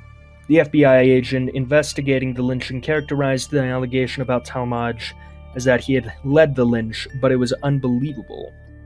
But he forwarded this statement to FBI Director J. Edgar Hoover, as it may be of some possible future interest. Despite legal counsel for the crimes and continued investigation by the FBI leading to over 3,000 pages of material, no one was ever brought to trial for the crimes. Sometimes you do everything right and you just lose. Sometimes the system is rigged against you. This story is a prime example of that. Complete and utter bullshit. Now, as we reach the halfway point of this video, I'm going to soapbox a little bit. My great-grandfather was the first African-American man to ever hold a badge and gun and serve in my state. Black heritage is an important thing. Black history is an important thing. And if you are in any way racist, go ahead and just leave the channel now. I don't want you here, and if I ever saw you in person, I'd beat the shit out of you. All of these people involved in the lynchings deserve to be lynched themselves, and that's a stance that I will happily take and defend any day. That stance I will hold not just for my great-grandfather who recently passed in his late 70s, but also for any African-American person who's ever been done wrong by the system, which unsurprisingly happens to be almost every African-American person. Well, we're at the halfway point of the video, on to the second level because I promised y'all a wombo combo double whammy. It definitely can't get any more fucking depressing from here after talking about lynchings for however long I talked about lynchings. Linthari, put that up on the screen. Thanks. But, buckle your fuckles yet again. I am reaching critical exhaustion levels, which means that I'm about to hit peak funny. So, let's just dive right. Denver Prostitute Killer. The Denver Prostitute Killer is the nickname of an unidentified American serial killer, and you're never gonna guess what this serial killer was known for. Killing prostitutes, a massive surprise, I know. This serial killer is responsible for the murder of at least 17 women and girls in Denver and its various suburbs between 1975 and 1995. Disturbingly enough, though, the killings were only grouped together in 2008. Until then, each of these crimes was considered to have been committed by different people. The killer chose young girls and women aged 15 to 25 as his victims, most of whom went missing in different areas in Denver and were later found dead. A common pattern was for them to be hitchhikers, to have visited bars or fast food restaurants, and a majority of them were engaged in prostitution. Again, you would never know it, it's not like it's in the name or anything. The victims were then beaten and strangled, their bodies dumped in the countryside along Interstate 70. Some of the bodies were posed in humiliating positions. According to investigators, the offender is responsible for the murder of 18-year-old Carolyn Walker, 17-year-old prostitute Kimberly Jean Graben. She was found raped and strangled, just like Carolyn Walker. There are, of course, a large list of victims that I have yet to be able to get my hands on, but just know that it's an insane amount. Since the bodies of many of the prostitute killer's victims were found at various stages of decomposition, any fingerprints or biological traces of the suspect could not be located quickly enough, and therefore the killer's identity is still unknown. A local resident who was about 30 at the time of the first killings and knew the neighborhood well was declared a suspect, but never charged. In 2 instances, police found witnesses who described the criminal as a middle-aged white male.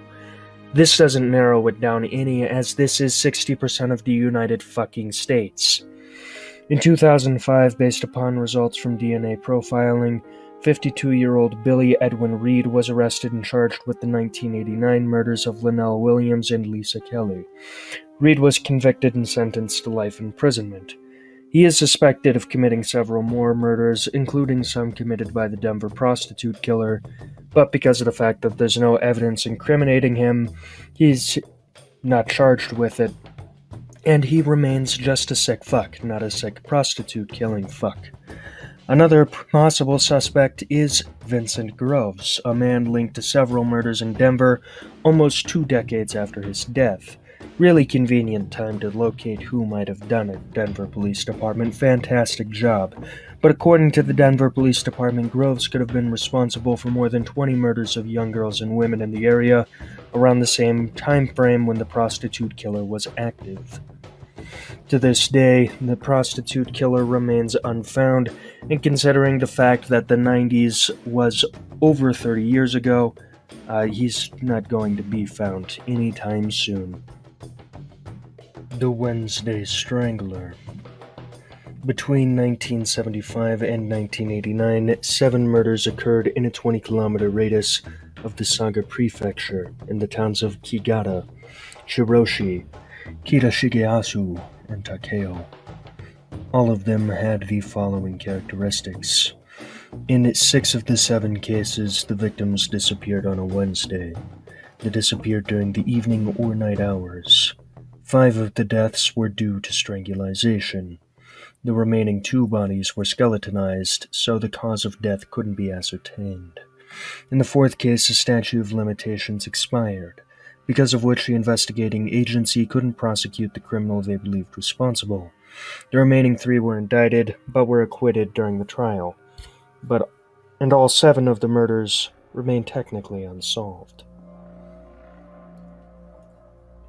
On August 27, 1975, a 12-year-old junior high school student living in Kigata named Y disappeared near a telephone booth while en route to her home, last seen with a man.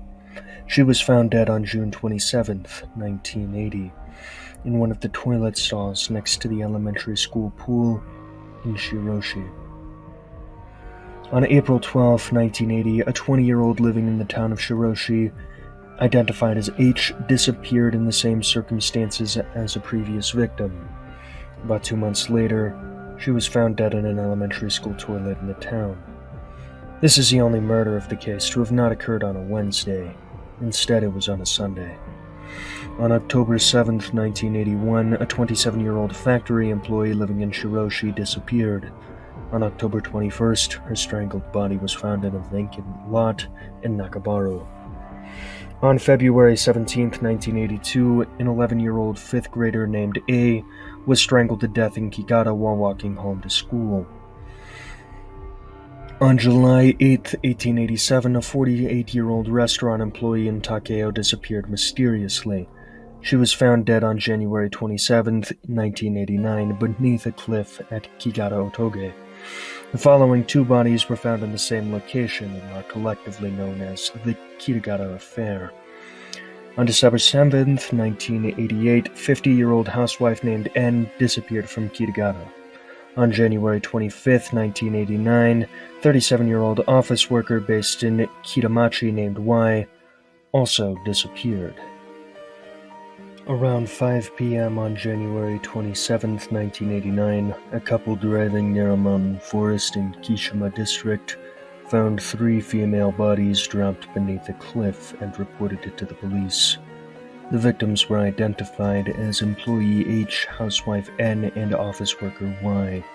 It's believed that they were killed on the dates that I just told you. I sure hope you didn't forget those. And the last victim was killed 2 days before the bodies were found. Items belonging to the victims were allegedly discarded within a 2-mile radius of where the bodies were discovered. In November of the same year, a 26-year-old man who had been detained for an unconnected crime admitted to 3 of the murders during a cognitive interview, but later recanted the confession. On June 11, 2002, the Saga Prefecture Police charged the prisoner with the murder of Y while he was incarcerated at Kagoshima Prison, later charging him with the other murders as well. The indictment was filed on July 7th, approximately 6 hours before the statute of limitations for the murder expired. On October 22nd, the trial began, with the prosecution arguing in favor of the death penalty.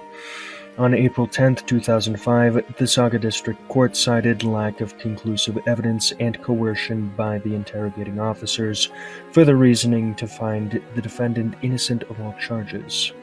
The prosecution appealed the decision, but the Fukuoka High Court admitted him on March 19, 2007 and acquitted him as well, as was the case with the Saga District Court in the first instance. In the second trial, the prosecution tried to use newly obtained mitochondrial DNA for any possible connections to the victims, but again the defendant was cleared, and it was again proven that learning that the mitochondria was a powerhouse of the cell was completely fucking useless information for the long term. In the judgment, the Saga Prefectural Police admitted to conducting a poor investigation, including over-interrogating the suspect. On March 29th, the Fukuoka Department of the Supreme Public Prosecutor's Office found numerous case violations relating to the prosecutor's appeal, which was overturned, also taking into account the scarce evidence. No appeal was made after the April 2nd deadline, and the defendant was acquitted. As a result, the statute of limitations for the 4 cases expired, and they remain unsolved to this day. The accused criticized the Saga Prefectural Police and the prosecutor's poor investigation and prosecution, as pointed out in the ruling of the second trial, which, if you're gunning for the death penalty, maybe you shouldn't have shit for evidence. I don't know, it seems pretty reasonable to me and just about anyone else with a fucking brain, which is a disappointingly small number of human beings on this planet at times. But if you're going to opt to kill someone, maybe you should know for certain that they did what you're going to kill them for. Now, when it comes to the death penalty, I am a mentally unstable person with a lot of rage, so I personally do not see fault in killing a sick bastard. I don't see a problem with it at all, as a couple of bullets is far cheaper than housing a criminal forever on taxes.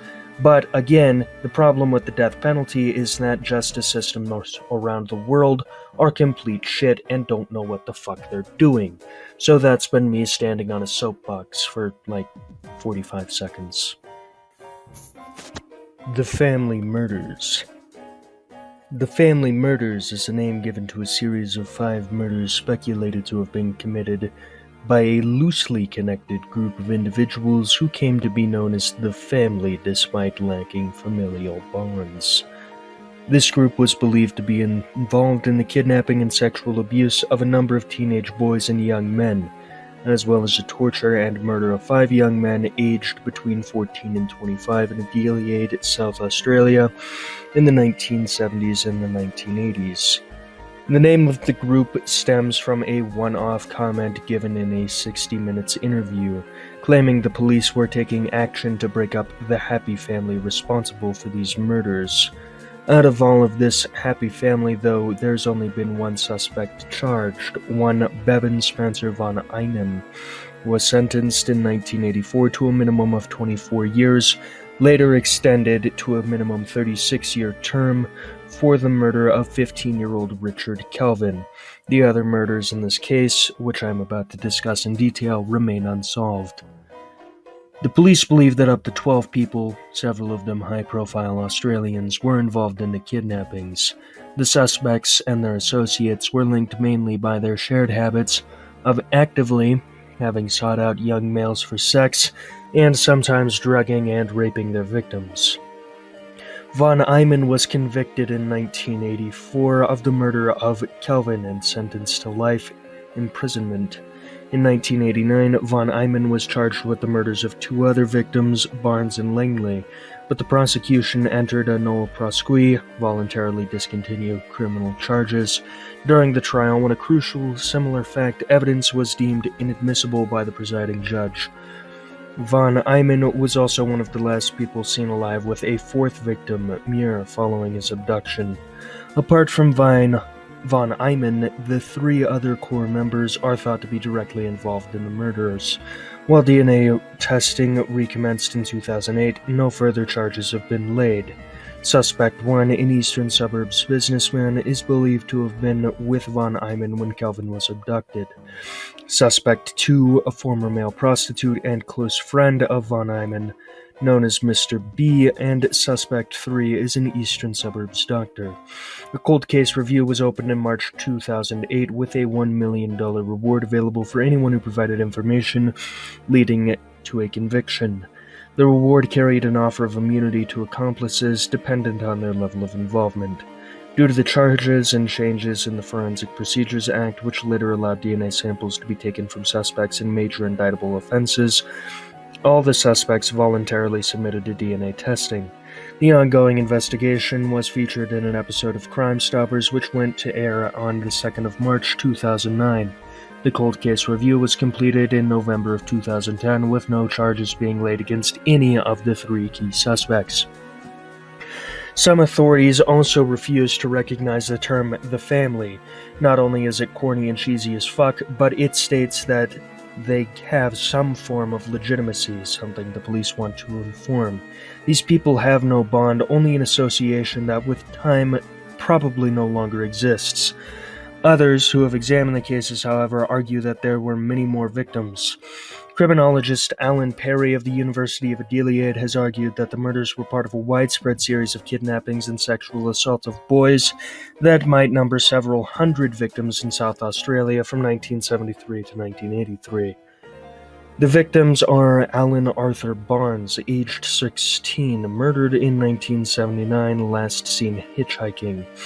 Neil Frederick Muir, murdered 2 months after Barnes in August 1979. Peter Stogneff, aged 14, murdered in August 1981. His skeletal remains were found a year later by a farmer. Mark Andrew Langley, aged 18. Richard Dallas Kelvin, born December 4th, 1967, aged 15. These are the confirmed suspects, and all of these cases have something in common, which is the drugs Mandrax and Noctec, otherwise known as fucking disco roofies. Yep, that's the shit that knocks you the fuck out. Also, the bodies were found dissected. I don't know what it is with sick fucks and chopping up human bodies, but Jesus Christ, can't you think of something original? Not only is it disturbing to read about, but it's unoriginal too, which is disturbing in its own right. Not at all to belittle the actual horror that went through these victims' heads, and, whatever comes after death, if they were aware of what was happening to their body, whatever horror happened with that. But not only is it extremely shitty and disrespectful, it's just unoriginal and makes me think that the people who did this are clowns who would have the shit smacked out of them by just about anyone if they didn't drug all of their victims. But then again, most serial criminals are complete fucking losers, so it's valid. Remember, kids, a life of crime is a life of being a cuck. And if you think being a cuck is cool, well, more power to you. But let me phrase it in a better way. A life of crime that leads to nothing but crime is a life of a loser. Using crime to get ahead, that's okay. Killing someone to get ahead, that's not okay. Killing people, unless in self-defense, also not okay. Just don't commit crimes, everybody. Or do. Evading the federal government is cool, but don't kill people. Jesus Christ said that one too, so even the Deep South can find it within their hearts to agree with a man as liberal as I am. We are now well over an hour into this video and just barely past the halfway point, which is why I'm taking just a moment to chill and be a bitch. If you're new to the channel and still watching this video, go ahead and consider subscribing. Normally I save this towards the end of the video, however, this is the longest video I've ever made by a long shot. So if you're new here and you're still watching, I'm obviously mildly entertaining enough to interrupt me being mildly entertaining to ask you to subscribe. If not, oh well. But if you do, I appreciate it. Now I'm gonna shut the fuck up and get back to talking about the horrifically depressing murders as I have been for the last hour. Skid Row Stabber. The Skid Row Stabber is an American serial killer responsible for the murders of 11 people in the Los Angeles neighborhood known as Skid Row, which was notorious for housing a huge number of homeless people who are regularly subjected to victimization. The criminal's signature weapon was a knife. Now, of course, the crimes remain unsolved, but they are as follows. The murders began the morning of October 23, 1978, and would continue until 1979. As victims, the killer chose the homeless, whose corpses were dumped in the alleyways of the various streets located close to each other. The first victim was 50-year-old Jesse Martinez. On October 29th, the killer stabbed his second victim, 32-year-old Jose Cortez, followed a day later by 46-year-old Bruce Emmett Drake. On November 4th, 65-year-old J.P. Henderson was killed. And on November 9th, 39-year-old David Martin Jones was attacked and brutally killed near the Los Angeles City Hall in the downtown. Only 2 days later, 57-year-old Francisco Perez Rodriguez became the next victim. The day after, the stabber committed a double murder, killing both 36-year-old Frank Floyd Reed and 49-year-old Agustin E. Luna. On November 17th, 34-year-old Milford Fletcher, a Native American, was also killed. 3 days later, the serial killer committed his next murder against 45-year-old Frank Garcia, whose body was found on November 23rd near City Hall. Despite the fact that this murder occurred in a prestigious area of the city with a large crowd present, the killer managed to escape unnoticed. No witnesses were located, but an imprint of a man's hand was found next to Garcia's body, which according to investigators could have been left by the killer. The last confirmed victim of the Skid Row stabber was 26-year-old Luis Alvarez, who was stabbed to death on January 21st, 1979. The subsequent investigation revealed witnesses were found to David Jones's murder. 3 friends of the deceased claimed that an unknown person had talked with them for several minutes before committing the murder, after which he went up to Jones and stabbed him. According to the witnesses, the criminal was a 30-year-old black man who spoke with a Puerto Rican accent and introduced himself as Luther. 3 months later, in January 1979, the inscription, "My name is Luther, and I kill them to save me from misery," was found in the toilet of the Los Angeles bus terminal building. During the investigation, several people were suspected by authorities. In early 1979, forensic examination of the fingerprints from the palm print found next to Garcia's body was revealed to belong to 29-year-old Bobby Joe Maxwell, who had been released from prison in his native Tennessee and moved to Los Angeles in 1977 as a casual worker. Maxwell spent a lot of his free time in the Skid Row area along with the homeless residents. In December of 1978, he demonstrated deviant behavior against sleeping homeless people and was arrested on charges of disturbing the public order. A knife was seized during his arrest.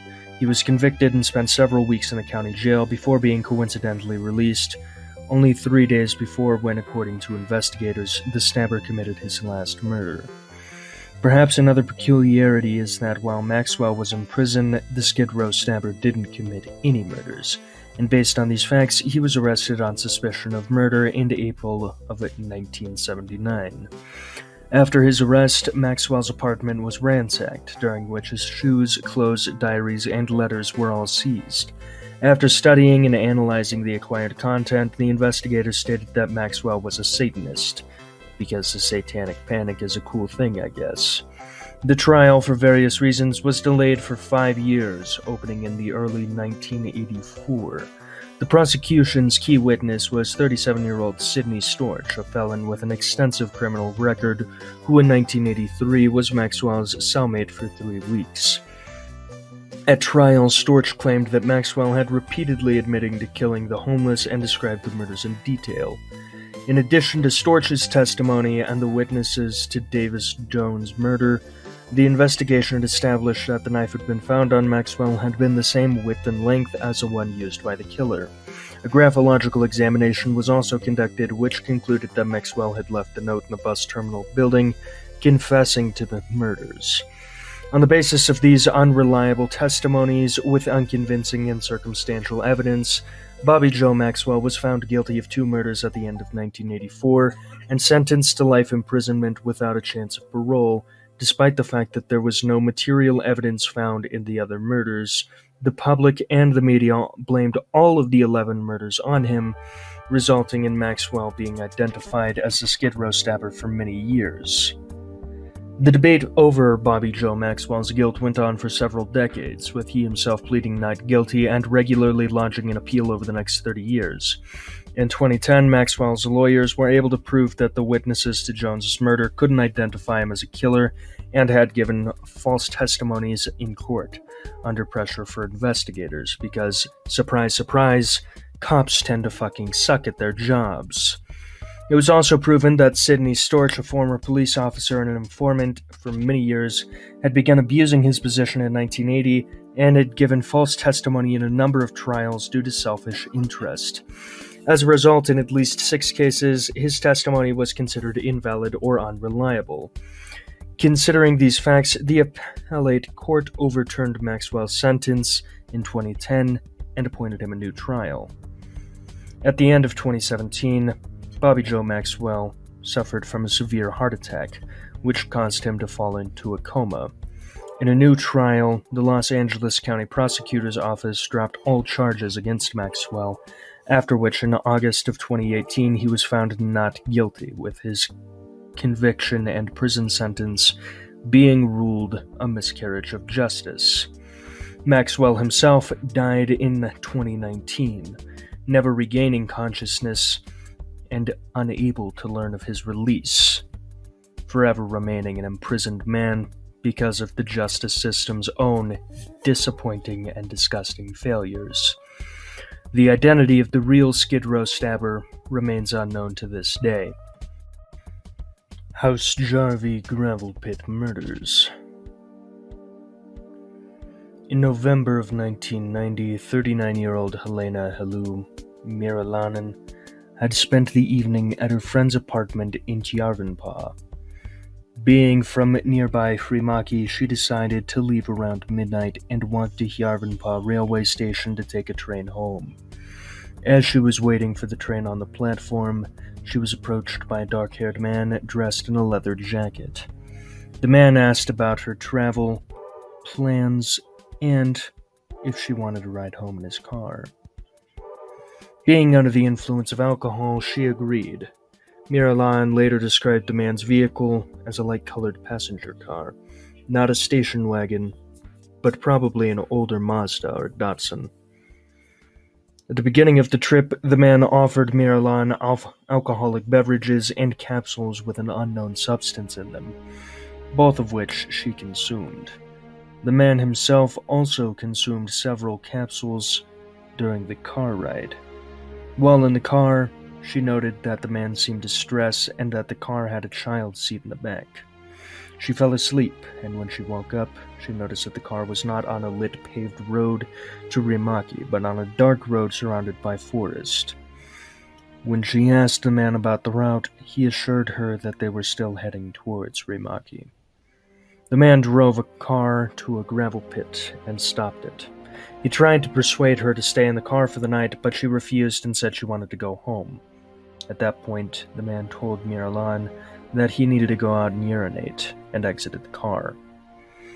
Miralan also felt the need to relieve herself, and when she squatted outside the car, the man struck her on the back of the head with a knife. The woolen cap she was wearing cushioned the knife's impact on her skull, and she managed to get up and flee into the forest, eventually alerting help at a nearby house. While escaping, she heard the man mutter about things not having worked out this time, and returned to his car. At 8:30 a.m., 17th of April, 1991, 28-year-old Tula Anita Lukarin left Kelikoski Psychiatric Hospital, where she was staying as an inpatient, in order to travel to Harila to attend a meeting about her son's custody case. She did not arrive to the appointment, but was sighted by an acquaintance at around 9 a.m. in Järvenpää, in front of a liquor store.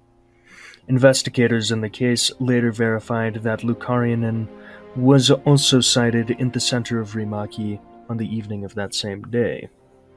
The following afternoon, on the 18th of April, a landowner in Hikia, a village in the Huusjärvi municipality, discovered Tula Larkinaren's mutilated body when inspecting damages caused to his forest by the previous night's blizzard. According to the police, at the time of her death, she had sustained sadistic violence. It has not been confirmed whether or not she was killed on location where she was discovered or somewhere else, despite the blizzard that had hit the area during the hours after her death. The police also recovered her handbag and a possible murder weapon from the scene. It was provable that her body had been dragged a few dozen meters to the woods from a small road located less than 100 meters from the gravel pit where Helena Marilyn had been attacked 5 months earlier. 40-year-old Marie Tanti, God, I am so sorry for butchering these names. Scandinavian languages are trippy, but I digress, disappeared in 1993, and is also suspected of being the victim of a possible serial killer. Her body was searched for by local authorities to no avail, and the NBI began investigating the cases of the 3 women as the doing of one killer, arguing that many factors such as the use of alcohol, the dark hair color, and being in the same area contributed to the theory. According to the NBI, they also have information that connects the disappearance from the 2 earlier cases that they won't publish due to the fact that the investigation is open. Hanti was attending a party at a restaurant in Zapata in Harvenpa on August 13, 1993. She was going there with her partner and a few friends. All of them got into the restaurant except for Hanti. Hanti was let in by the doorman because of her drunkenness, and she was last seen standing outside the building. And she hasn't been seen since. Her disappearance was initially filed to the Rimaki police, who treated the case as a normal disappearance without any indication of homicide. Soon, however, it was discovered that a bag belonging to Hanti had been found in a restaurant called the Martina in the town of Hyvinka. During the interviews with the staff, it was apparent that the employees had removed a drunk person who resembled Marit Hanti. It soon became clear that in 1991, a woman by the name of Tula Larkaren had been found brutally murdered in a Harsjavel gravel pit. Earlier in 1990, Helena was attacked in the same area where Lukaren's body was discovered 5 months later. Helena had been hit with a knife but managed to escape. The police assumed that she had been attacked by the same man who killed Tula Larkaren. The whole chain of events mentioned above had drawn the attention of the NBI, and soon the case of Hanti was included in the investigation. A large search was carried out in the woods around the Husjarvel municipality, and especially the gravel pits area south of Hikaya village, but nothing was found. The investigation, however, has remained active to this day. In 2007, the television series Kandanit, translates to disappeared, did an episode on Hanti's case, which attracted a lot of attention.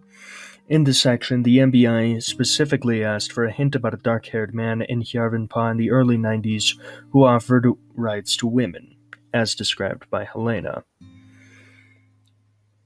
Helena, Tula, and Marit were combined the use of alcohol, dark hair, and living environment, with the NBI believing that the same perpetrator is responsible for all 3 cases. The Kandanit episode gathered about 30 new tips, which helped with the offender's profiling. In 2017, it was published in the media that there had been a possible 4th case involving the murders. In 1989, a drunken 30-year-old woman had just exited a restaurant in Järvenpää when a man offered her a ride, offering her alcohol and pills, and then driving. He took her to a forest area, the case resembling the case of Helena Marilaren's. Although the woman did make it, the victim's mother brought it up after the woman had died of natural causes years later. There are similar unsolved cases in the area, but no leads. Over the years, the perpetrator has been profiled largely based on Marilaren's story and events, with the description as following. At the time of the events in 1990, the man was between 30 and 40 years old, had curly dark hair. He was about 1.7 meters tall. He knows the anatomy of a human or a large animal, according to the Lukaren murder. He possibly had an infant child at the time, as a car's back seat had a child restrained. The car itself is thought to be a sedan, Mazda, or Datsun. He was familiar with the towns of Harvinpa, Ivinka, and Rimaki that locate along the railway and with the forest area around the Hikia village. It is believed that he is unable to form a natural relationship with a woman, so he likely uses 4chan. The man had spoken about his child and told that he had a bad relationship with his wife, and it's believed that he might be divorced. Although a lot of new tips about the killer were provided due to the Cantonese episode, there's still been nothing, and the killer's gotten away with it. 1998 abduction of foreign engineers in Chechnya.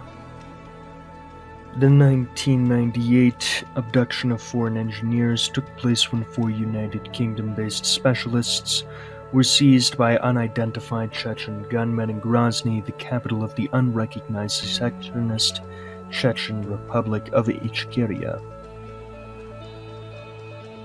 On the night of October 3rd, 1998, a well-armed group of up to 20 Chechen-speaking men captured 4 foreign workers from their home in Grozny, located in the vicinity of the headquarters of the Chechen security team, specifically tasked with fighting the plague of kidnappings in the Republic. The attackers fought a brief gun battle with one of the victims' lightly armed local bodyguards, who, according to Chechen officials, the other 5 bodyguards didn't open fire, and one member of the gang was reportedly wounded. Nevertheless, the anti-kidnapping unit's officers did not react to the shooting, allegedly because they were not aware of the presence of the foreigners at the house, and the sound of gunfire was a common occurrence. All the law enforcement agencies and the CHRI got involved in the search for the victims. More than 60 other hostages were released as Chechen officials launched raids on the homes of suspected kidnappers, but the missing engineers weren't found. During the crackdown, several suspects in the abduction were arrested, but all were later released for lack of evidence. On October 8th, the spokesman for Chechnya's security ministry said the abductees were alive and well, but the kidnappers had not yet set demands or conditions for their release. After nearly 2 months at the end of November, the kidnappers contacted Granger, promising that the hostages were alive and well, and demanding a ransom of $10 million. The British Foreign and Commonwealth Office had already pronounced that it was Her Majesty's government policy to not pay ransoms, but Granger agreed to find the money. According to the 2005 article in the Kommersant, the management of the state-owned telecommunications company Chensha Telecom, yep, I pronounced that right, determined that the engineers were in the hands of the rogue Chechen commander and reputed organized crime figure Arby Beriev. During the war with Russia, Beriev abducted a group of 29 Russian engineers near Grozny and later exchanged them for a large sum of money. According to the rumors, the company even took one of Beriev's deputies hostage and proposed exchanging him for the foreigners. Yet Beriev declined and continued demanding $10 million for their release. On December 8th, the abductees' heads were found in a sack on the side of the highway in the Chechen village of Asinovskaya, close to the border with the Russian Republic of Ingushetia, and were soon identified by one of the victims' bodyguards. In a press conference on December 10th, Chechnya's Vice President Ulaka Arsonov showed a recovered videotape in which the kidnappers forced the four to dress in military uniforms and confession Russian for spying for German, English, and Israeli special services, and the CIA. According to Chechen security forces, the hostages were executed at an unused factory south of Grozny after a rescue operation that went wrong. It was suggested that their death was a show of defiance to the authorities from the kidnappers. Family members said the abortive rescue attempt ruined delicate negotiations that were going on between Granger and the kidnappers, and also criticized an unnamed news agency that had given out details of where the hostages were being held shortly before the operation. On December 29th, the Chechen officials found the 4 victims' headless corpses on the outskirts of Grozny, after reportedly paying $2,000 apiece for the return of the bodies. The same day, the remains of the engineers were transported by Chechen Deputy Prime Minister Turpal Ali Agirtiev to Russian Republic of Dagestan and flown through Azerbaijan to Gatwick Airport near London. According to the inquest by the Westminster Coroner's Court, the kidnapped men were starved of food and water and had been repeatedly struck with rifle butts before being decapitated with a large knife. Examination of the bodies showed all the men had been extremely malnourished, and that Rudy Pesci had suffered particularly severe injuries. All of the nations around the world stated that these were repugnant actions, that they were shocked by the murders, deeply disturbed, and of course, nothing ever came of it. At the time of the abduction, many of the region's warlords were in open revolt against the CHRI Republic government of Mashkadov, and several analysts interpreted the abductions as a political act. Mashkadov blamed himself for the atrocity and also blamed foreign special services and their Chechen henchmen, hinting at possible involvement of Russian special services using Chechen bandits to destabilize the breakaway territory. A similar opinion was voiced later by the Chechen commander Ruslan Geliev, who in an interview for the BBC said that the act was a provocation organized by men trained by the Russian special services as a part of an alleged plot to turn the public opinion of neighboring nations and the world against Chechnya. The British investigation at the time summarized that there were 4 victims were simply victims of warring mercenary factions.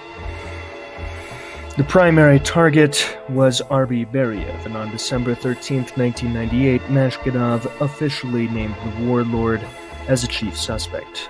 Beriev himself denied that his group kidnapped and killed the foreigners.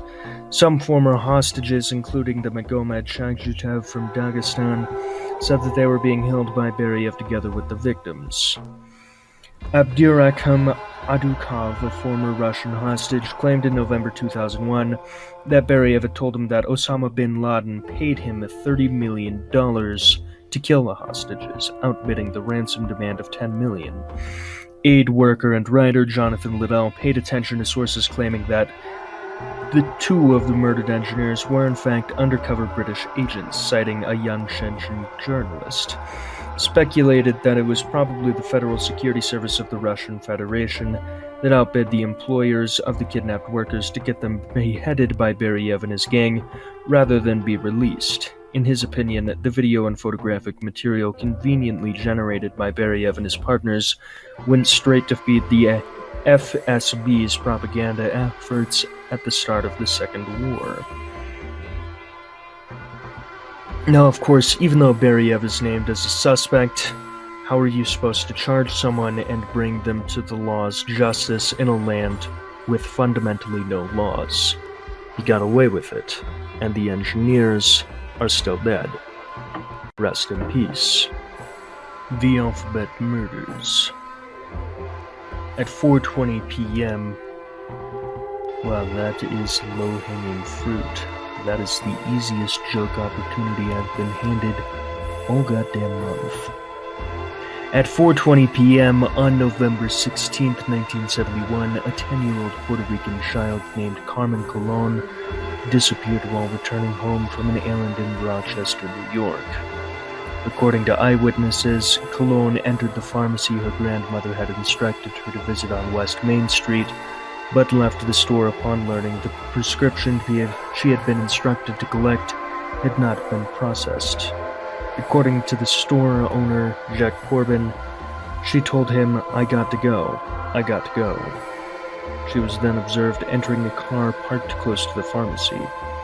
Colon was reported missing to the Rochester Police Department at 7:50 p.m. of the same day. Approximately 50 minutes after Colon exited the pharmacy, scores of motorists driving along Interstate 490 observed the child naked from the waist down, running from a reversing vehicle believed to be a dark-colored Ford Pinto hatchback, frantically waving her arms and shouting in an attempt to flag down a passing vehicle. At least one of these witnesses observed Cologne being submissively led back to the vehicle by her abductor. 2 days later, 2 teenage boys discovered Cologne's partially nude body in a gully not far from the Interstate 490 and close to the village of Churchville. This location was approximately 12 miles from where Cologne had last been seen alive. Her coat was discovered in a culvert some 300 feet from her body. Her trousers were only discovered on November 30th, close to the service road where numerous motorists had observed her attempting to escape her abductor. An autopsy revealed that in addition to having been raped, the child had suffered a fracture to her skull and one of her vertebrae before she had been manually strangled to death. Furthermore, her body had been extensively scratched by fingernails. Both the murder of Cologne and the fact no individual who observed the child attempting to flee from her abductor along Interstate 490 had attempted to offer her any assistance generated intense public outrage. 2 New York Times papers, the Times-Union, and the Democrat and Chronicle initially offered a combined reward of $2,500 for information leading to the arrest and conviction of her murderer, and all information each publication received was relayed to police. Numerous local businesses and residents added private donations to the reward fund, gradually leading the sum to exceed $6,000. Although police interrogated several suspects in the months following Cologne's murder, all were cleared of involvement, and by December 21st, the number of investigators assigned to the case on a full-time basis was decreased to 3. But Carmen Cologne is not the only child to have been murdered in such unfortunate circumstances. The Alphabet Murders consists of the murders of 3 young girls, all pre-teenage years. All had been raped and strangled, and all of them had names in which the first name, first letter, was the same as the last name, first letter. The victims were Carmen Cologne, Wanda Walkowicz, and Michelle Maneza. These cases remain unsolved to this day, although there is a composite drawing of the individual seen with Michelle before her disappearance. There's never been any leads, there's never been any proof, there's never been anything tangible. The sick son of a bitch responsible for this got away with it. At times like this, I often hope that there is a God. Will it mean that I go to hell? Yes, but it means that once I go to hell, I can track sick fucks like these down and kill them again. Leathers Oil Company Murders. Tyram Thies, a 20-year-old station manager of the Leathers Oil Company gas station in Gresham, Oregon, was suspended from his position on August 31st, 1993, after allegedly stealing $30 from the gas station register. Thies had begun working for the station on April 9th, 1992, and after being terminated by the company's supervisor, Harry Staten, Thies returned the stolen money and formally apologized. On the morning of January 17th, 1994, a customer entered the Leathers Oil Company gas station and discovered the bodies of 3 employees, Virginia K. Endicott, Rosalie Faye Gertz, and Mary Beth Carey. Faye Gertz was a mother-in-law of Carey. Approximately $9,000 was taken from the station's safe and cash register. Law enforcement determined that the victims had been taken into the storage garage of the station at gunpoint and then been ordered to lie face down on the floor before each was shot in the back of the head, execution style. A break in the case came on February 10, 1994, when an informant called law enforcement with a lead. Law enforcement received Thies' name the next day. His southeast Portland, Oregon apartment was searched by law enforcement 2 days later. On February 16, 1994, a Multnomah County judge signed an arrest warrant accusing Thies of 3 counts of aggravated murder, but law enforcement was completely unable to locate him. A federal warrant was issued the following day, claiming Thies fled to Idaho to avoid prosecution. Thies disappeared on February 9th, according to the federal warrant supporting complaint.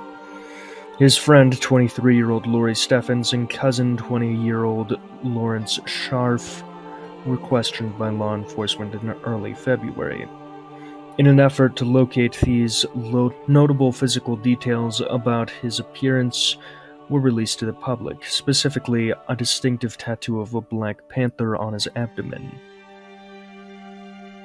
It was noted that Thies may have used the alias Tyrone Walter Crozier to escape, but nothing ever came of it.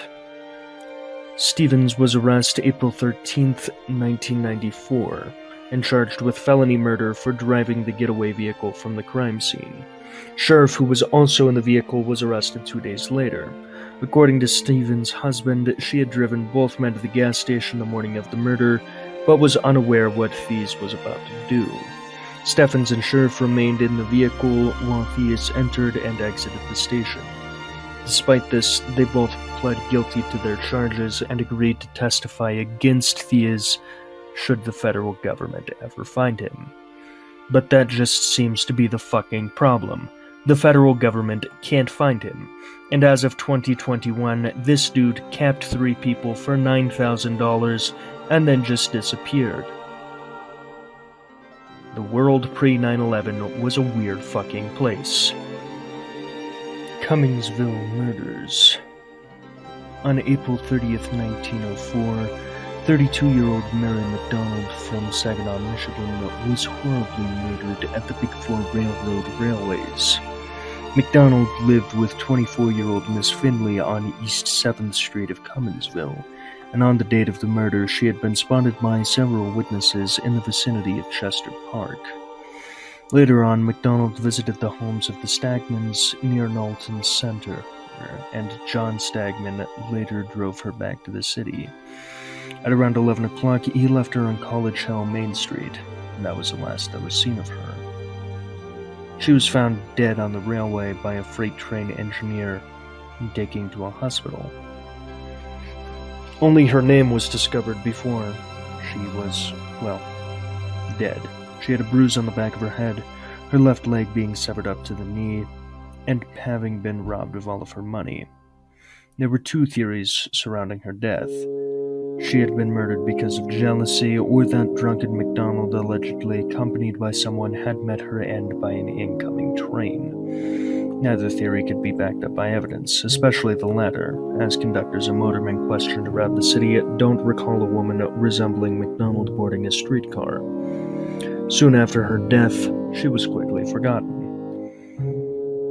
On October 2nd of 1904, Louise Mueller's body was discovered in a clump of weeds in the district Lover's Lane. Mueller had 2 deep wounds extending down to her face. At the base of her skull had been fractured. According to several witnesses, Mueller, who had multiple partners, had planned to visit her lover Frank Eastman. She had been observed listening to a socialist orator's speech near her home and not far from the Lover's Lane. Initially, it was also thought she had been struck by a train, but it was later changed to a possible homicide. On November 3rd, the body of 18-year-old Alma Steinwing, a highly respected telephone operator who also sang in her local Episcopal church choir, was found in a vacant lot at the Spring Grove Cemetery near Winston's Place by a streetcar conductor nonetheless. Her head had been bashed in with a club, her eyes wide open and some teeth missing. Her face was in a pool of blood, and in her hand she held a transfer ticket. A bloody trail indicated that her corpse had been dragged into an open field, apparently by a large man, as noted by the footprints left behind, which were very heavy boots. During this initial 1904 murder spree, the killer also unsuccessfully attacked several other women who later gave descriptions of the attacker. After failing to kill multiple victims multiple times, the killer ceased activity for 6 years. Those cases are Miss Clousing, Miss Harry C. Winnetts, who names their daughter Harry, Dorothy Hannaford, Miss Unabak and Miss Hagerdorn, the Welmer sisters and Mommy Rhodey, Miss William Morgnall and her mother, and Miss Robert Kelly, Miss Philip Gerbig, Josephine Hewitt. The killings would resume suddenly on the evening of New Year's Eve 1910, when the body of 36-year-old secretary from the Wilbur Hanna Lumber Co., Anna Lloyd, was found near the railroad tracks in Cumminsville. Her mouth had been gagged, her throat cut, and her face beaten and bloodied in the same way as previous victims. According to the police, within 20 minutes of her leaving her job alone for the first time, Lloyd was waiting for a trolley car near the Spring Grove Cemetery when she was attacked. The assailant dragged her to a suitable spot, and after a great struggle with the physically strong Lloyd, the man managed to kill her, possibly with a meat cleaver used in butcher shops. The following day, her body was found, either by two boys or a male passer-by, who quickly contacted the police. Policemen found her satchel a mile away from the crime scene, with all the money gone. Emma Lloyd, her mother, was reported as very ill from the ordeal, while her husband, Edward Tagg, insisted the police do better work in finding the culprits. The tensions around the murder got so high that for some times authorities believed that there would be a race war. As a response to the City Council of Cincinnati announced a reward of $2,500, and members of the Lumber Co. issued a reward of $5,000 for information leading to the arrest. On October 26, 1910, the body of 26-year-old Mary Hackney was found. She had moved to the city with her husband Harley in 1906 from Louisville, Kentucky. She was found in her Canal Ridge boarding house home by her spouse and one of the boarders, Charles Eckert. Her throat had been cut from ear to ear, and her skull was crushed, with her body and face slashed in several places, apparently with an axe. A search of the home revealed no other crime had been committed. Despite the killer leaving behind the bloodied axe as well as a bloody thumb mark on the door casing, police were unable to determine whose they were. In a last-ditch effort, authorities drained a nearby canal in hope of finding possibly more evidence, but nothing turned up. According to all of the women who survived the attacks, a Cumminsville killer wore a dark slouch hat, was short and heavily built. However, the victims were unsure when it came to his race. Some claimed it was a white man, while others thought it was a black man. On January 13th, the police received a letter in which a writer claimed to have witnessed Lloyd's murder and her killer. Police tried to contact the author, only listed as SDM, only to later learn that the claim was just a sick hoax. There were many suspects, and many of them were of color, nearly starting a race war, but nothing ever came of the case and remains cold to this day. It's been over a century and will likely remain unsolved forever. Rest in peace to those affected. Thames Torso Murders.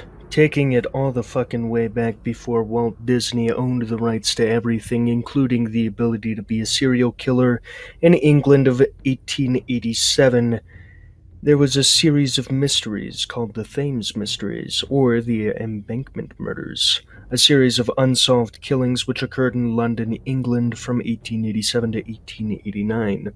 The series included 4 incidents which were filed as belonging to the same series, and none of the cases were solved. Only one of the victims was identified. In addition, other murders of a similar kind took place between 1873 and 1902, and have often been associated with the same murder series.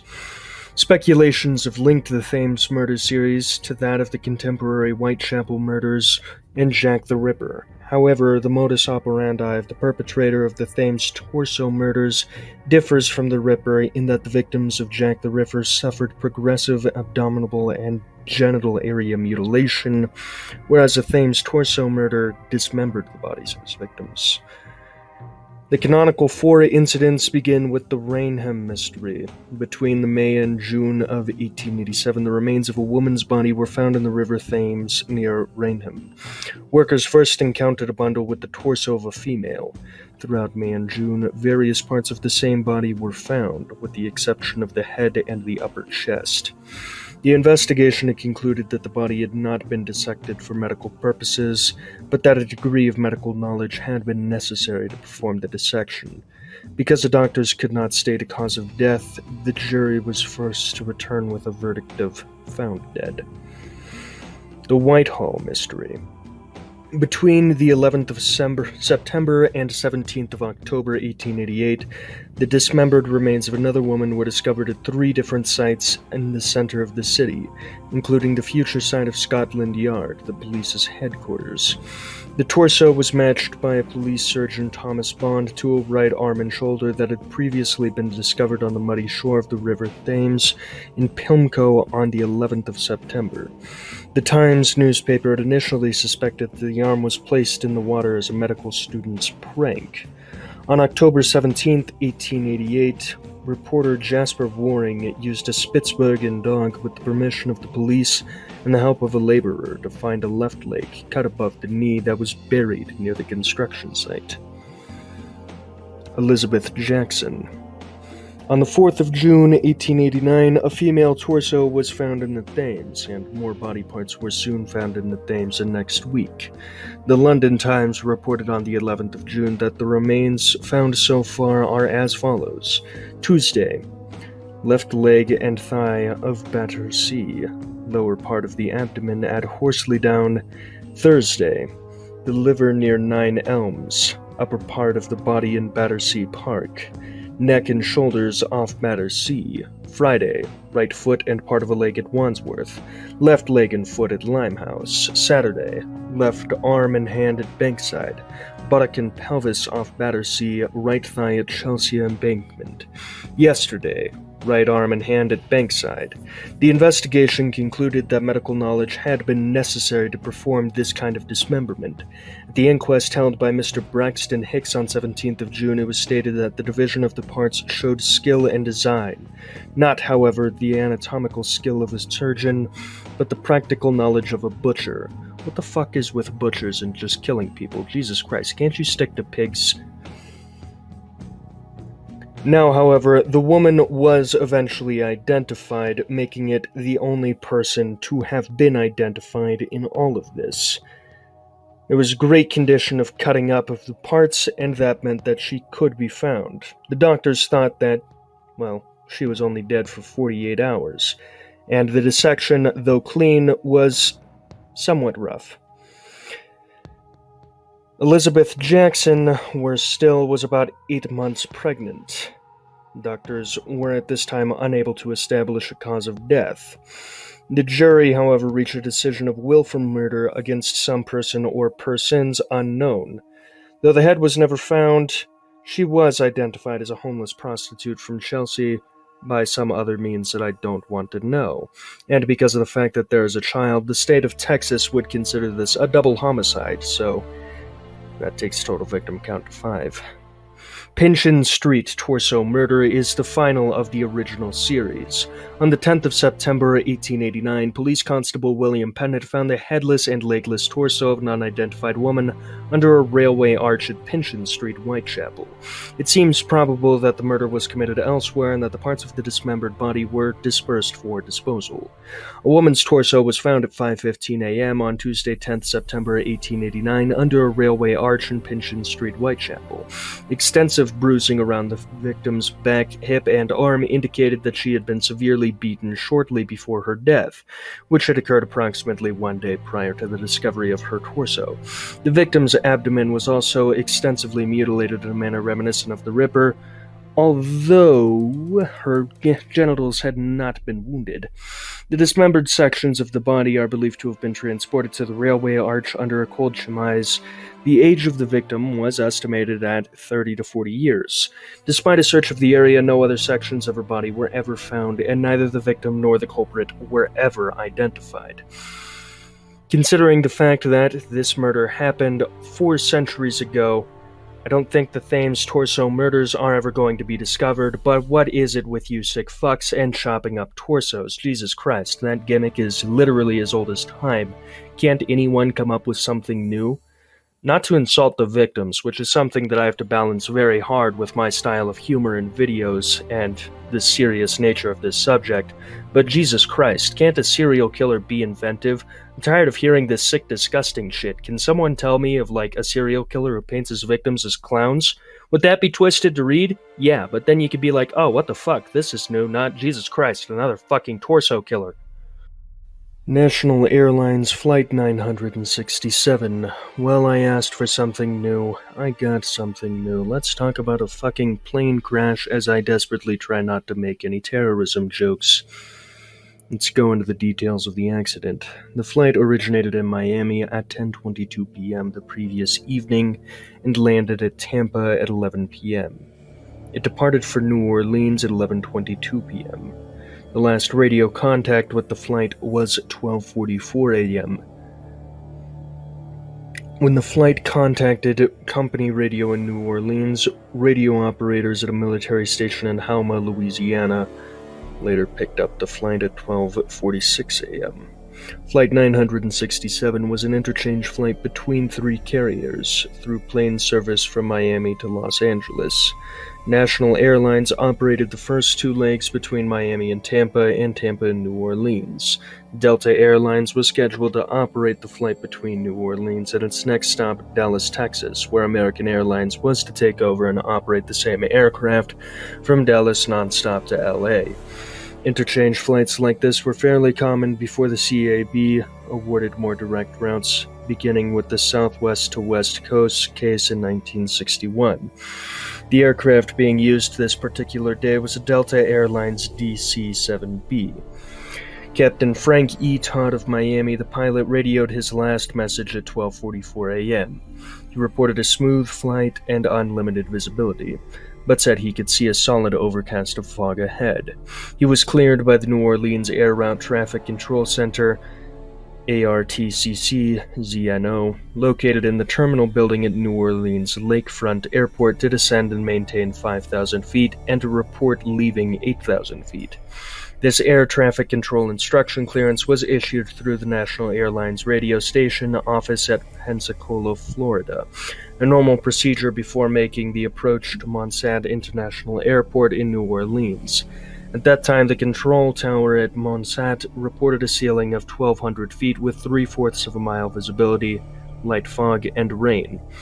It continued on a track of 296 degrees magnetic for a few minutes, then turned right heading to approximately 10 degrees and disappeared from the scope at 12:51 a.m. At 1:16 a.m., company radio attempted to contact Flight 967 to no avail. Attempts by FAA en route facilities, New Orleans, approach control, and air traffic control were unable to raise the flight. Search and rescue aircraft spotted scattered debris and a number of bodies in the vicinity of the last radar return, about 35 miles east of Pilot Town, Louisiana. Jesus Christ, talk about some fucking grim irony. The remains of 10 individuals were eventually located. The main section of the wreckage has never been found despite the efforts of Navy and Coast Guard divers. According to the November 17, 1959 edition of the New York Times, I.W. Diamond, vice president of operations for the airline, said the weather was anticipated, but it was not a factor in the crash. He added that New Orleans had instrument meteorological conditions and indicated that the crew had planned to use this method on the approach until the plane was below the low ceiling. Lieutenant James L. Sigmund, executive officer of the Coast Guard station at New Orleans, said the plane might have exploded when it struck the water. The bodies were stripped of clothing and revealed severe burns. He added that passengers apparently had no warning to don lifebelts, as only one preserver was found amongst the debris. However, the Clearfield, Pennsylvania Progress speculated November 17, 1959 edition that the aircraft may have been brought down by a bomb. Was there an explosion aboard the National Airlines DC-7B liner that crashed in the Gulf of Mexico Monday with 42 people aboard? If there was, did it come before or after the crash? This is what they asked. Members of the party hunting in the shark-infested water for bodies, wow, this really is an article from the 60s, or late 50s, but I digress, believe there was an explosion, but they don't agree on when it occurred. Lieutenant James L. Sigmund, executive officer of the Coast Guard Air Detachment at New Orleans, said the wreckage was spread over a comparatively small area of 2 to 3 miles. This indicated to him that the explosion took place after the plane hit the water. But 2 Air Force flyers who spent 4 hours over the scene said because the wreckage was so scattered, it seemed to them that the plane exploded in the air. One passenger, William Taylor, had boarded the flight using a ticket issued to Robert Vernon Spears, a convicted criminal working at the time as a naturopath. Hypothesis arose that Spears, who had befriended Taylor in prison, tricked Taylor into boarding the flight with a piece of luggage containing a bomb. When the aircraft was destroyed, authorities would assume that Spears himself had been a victim and his wife would be able to collect his life insurance. However, Taylor had purchased life insurance in his own name at the airport before departure. When his ex-wife applied to collect, the substitution was discovered. Spears disappeared after the accident, but was arrested in Phoenix, Arizona, with Taylor's car in January 1960. He was charged with unlawful possession of an automobile, but due to a lack of evidence, was never charged in the alleged bombing of Flight 967. Spears died in Baylor Medical Center on Dallas, May 2, 1969. Nice, of coronary thrombosis. There was no evidence of any connection between Spears and the accident, except for that detailed connection that I just explained. The Civil Aeronautics Board, predecessor of the NTSB, did not find a probable cause for the accident due to the lack of evidence. Now, if it is a life insurance fraud theory, let me tell you, that has got to be the most villainous way to collect life insurance, and not villainy in the funny way in which I've been using that word recently, just downright evil, like Jesus Christ. If you're going to commit life insurance fraud, smooth move, that's cool. Fraud is A-okay as long as you're not fucking over innocent people, and as we all know, no insurance company is innocent. But if you're going to kill a bunch of people to get that money, maybe you should rethink your values. But of course, if you're willing to kill people to begin with just over some money, maybe you don't have any.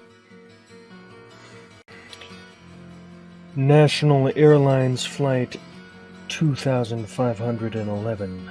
Well, remind me when I time travel not to go National Airlines flight services whenever I need to take an airplane from New York to San Francisco.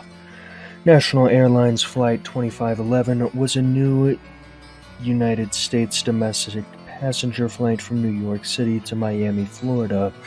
On January 6, 1960, the Douglas DC-6 serving the flight exploded in midair.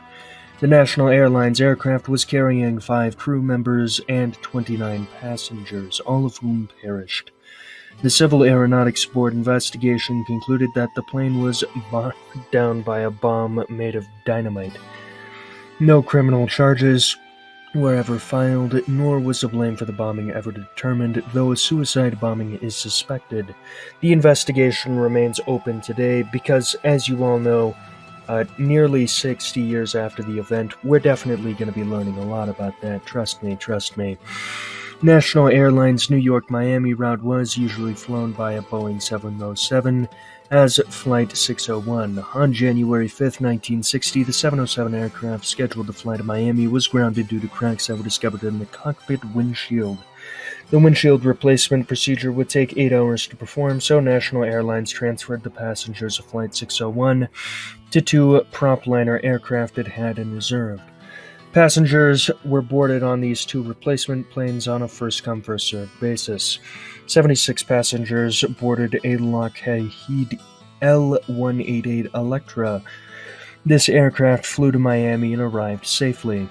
The remaining 29 passengers boarded a Douglas DC-6B, which departed in Idlewild Airport for Miami as Flight 2511.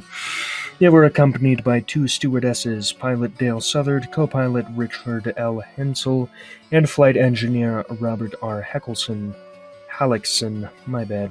The plane departed New York at 11:52 p.m. and was scheduled to arrive in Miami at 4:36 a.m. on January 6th. The aircraft registration, N8225H, was described as being in good condition. It had 4 Pratt & Whitney R2800 CB16 engines that had accumulated 24,836 hours of flight time. 2511's flight plan called for it to fly south from New York to Wilmington, North Carolina, where it would continue to fly south over the Atlantic Ocean. It would fly south 550 miles over the ocean to Palm Beach, Florida, and the crew maintained radio contact with National Airlines radio controllers and air traffic control, reporting clouds and instrument flying conditions. The crew checked in Wilmington Airport at 2:07 a.m. and later reported flying over the Carolina Beach over the radio at about 2:31 a.m. This was the last radio contact ever received from the airplane. After losing contact with the DC-6 aircraft, National Airlines, United States Coast Guard, and the United States Navy began an intensive search along the southeastern coast of the United States. The search was called off the following day when National Airlines received word that there was a plane down in North Carolina. At about 2:45 a.m., farmer Richard Randolph heard the sound of an engine cutting in and out, followed by tearing metal and an explosion. Later that morning, after his teenage son MacArthur Randolph found an airplane wreck in one of his father's field, Richard drove to Bolivia, North Carolina, which had the nearest phone. He called Wilmington Airport to report the downed plane at approximately 7 a.m., and when highway patrol officers responded, he led them to the crash site. Bodies and wreckage were scattered over an area of 20 acres covering farm fields, marshland, and pine forest. During the first day of search and rescue, investigators were able to locate 32 bodies of the 34 persons on board. One of the missing bodies was later found at the main crash site. The remaining body was found at Snow's Marsh, approximately 16 miles from the main site. Initial reports speculated the aircraft had disintegrated mid-flight. One newspaper reporter indicated the largest piece of wreckage he absorbed was a portion of the wing. A fragment of aluminum believed to be a piece of the airplane's skin was found on Keir Beach, 25 miles from the rest of the wreckage. The Civil Aeronautics Board, part of the Department of Transportation, were on primary investigators into the crash of Flight 2511. The wreckage of the DC-6 was taken to a hangar at nearby Wilmington Airport, where the fuselage was reassembled in a wooden wired chicken frame was used to create a mock airplane. Investigators recovered approximately 90% of the fuselage, which was then assembled on the frame in the Wilmington hangar. Investigators were able to identify the point of origin of the disintegration as an area immediately ahead of the leading edge of the aircraft's right wing. The material recovered from Keir Beach, including a portion of the wing fillet, was from this general area.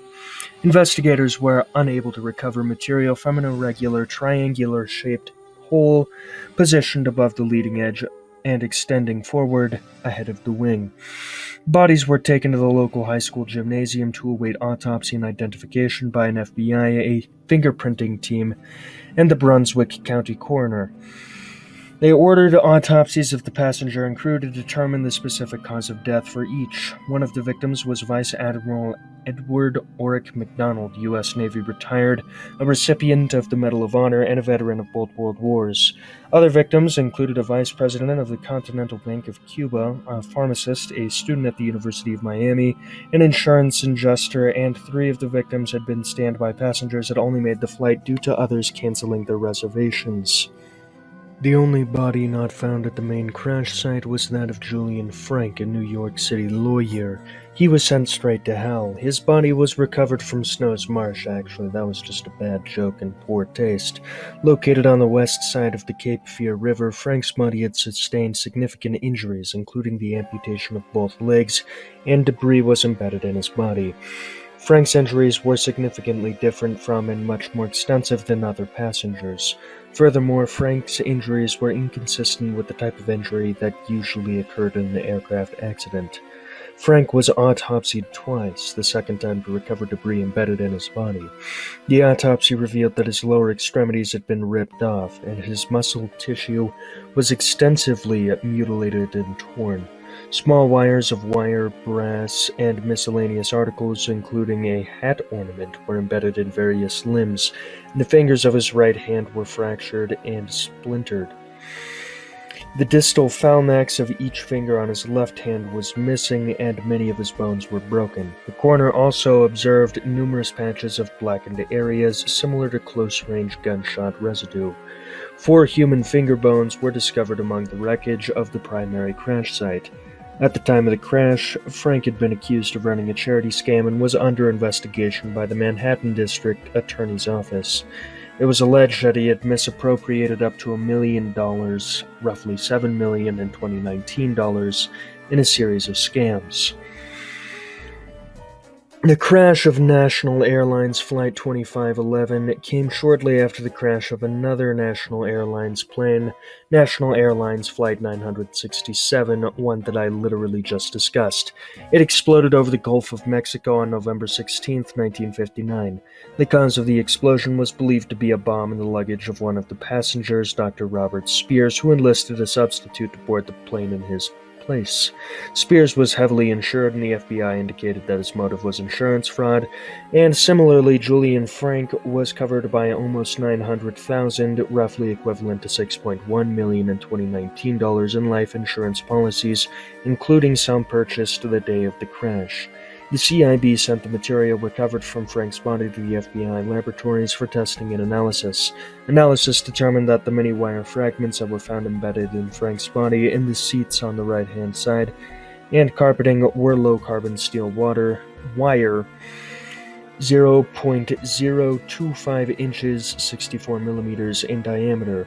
One of the dismembered fingers recovered from the wreckage had embedded in it the faceplate of a travel alarm clock. A life jacket from Keir Beach found with parts of a flight bag embedded in it tested positive for nitrate residue. A black, crusty residue on Frank's right hand was found to be manganese dioxide, a substance found in dry cell batteries. In addition to evidence collected from Frank's body, there were also samples of residue taken from air vents in a hat rack located on the right side of the aircraft, near the leading edge of the wing. These samples contained sodium carbonate, sodium nitrate, and mixtures of sodium-sulfur compounds.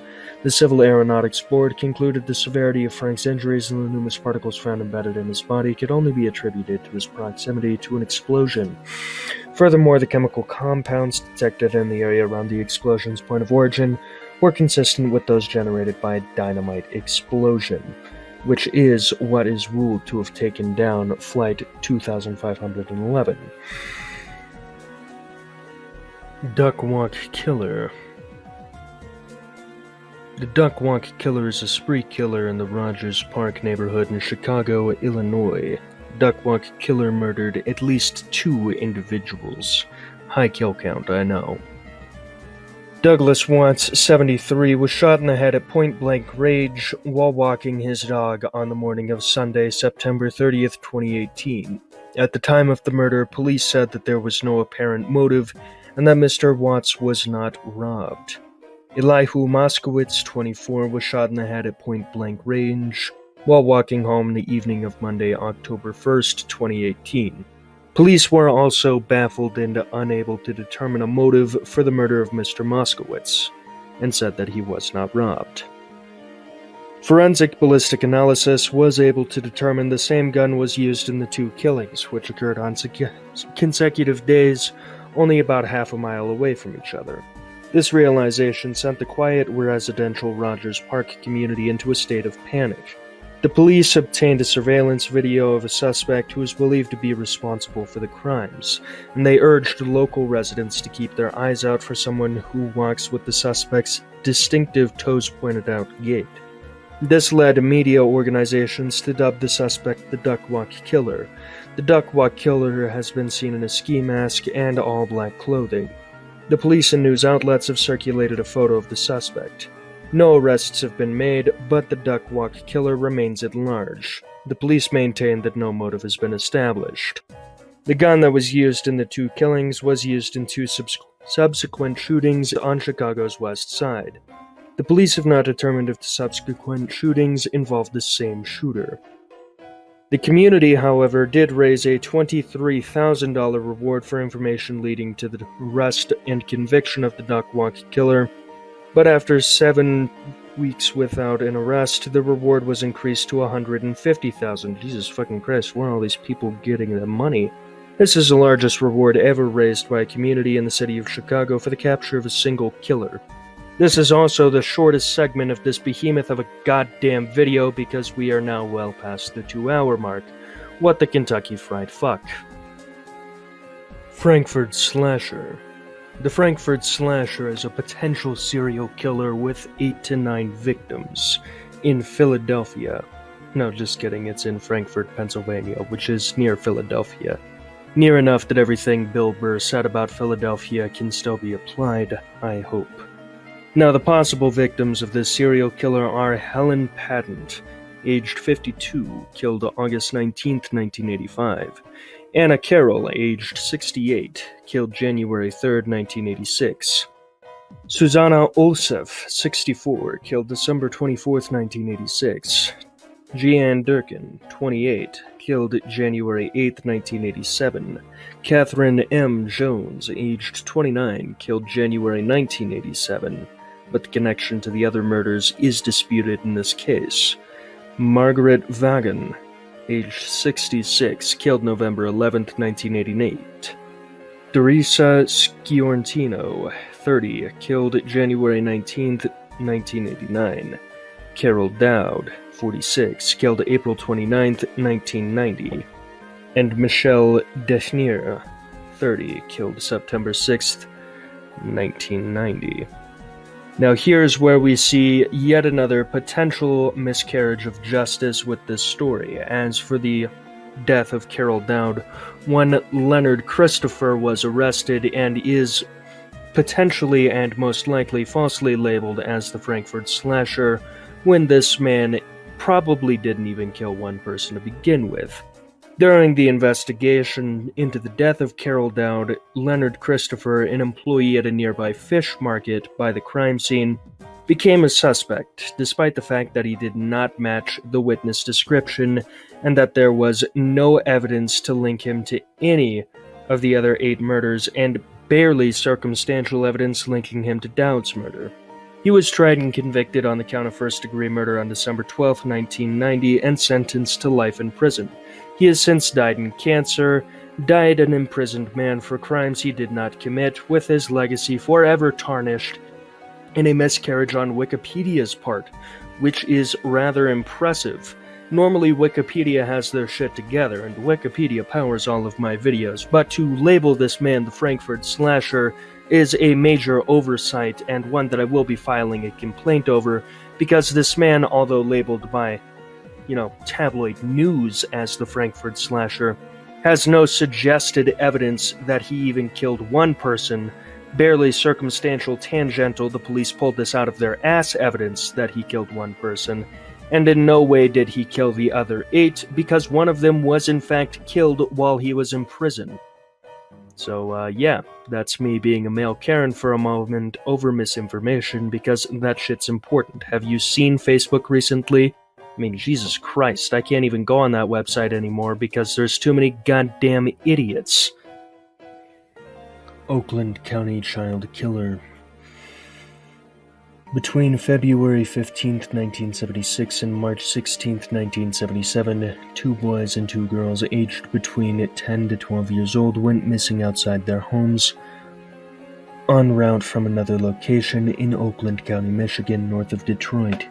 Each child's body was discovered in a public area within 19 days of his or her disappearance.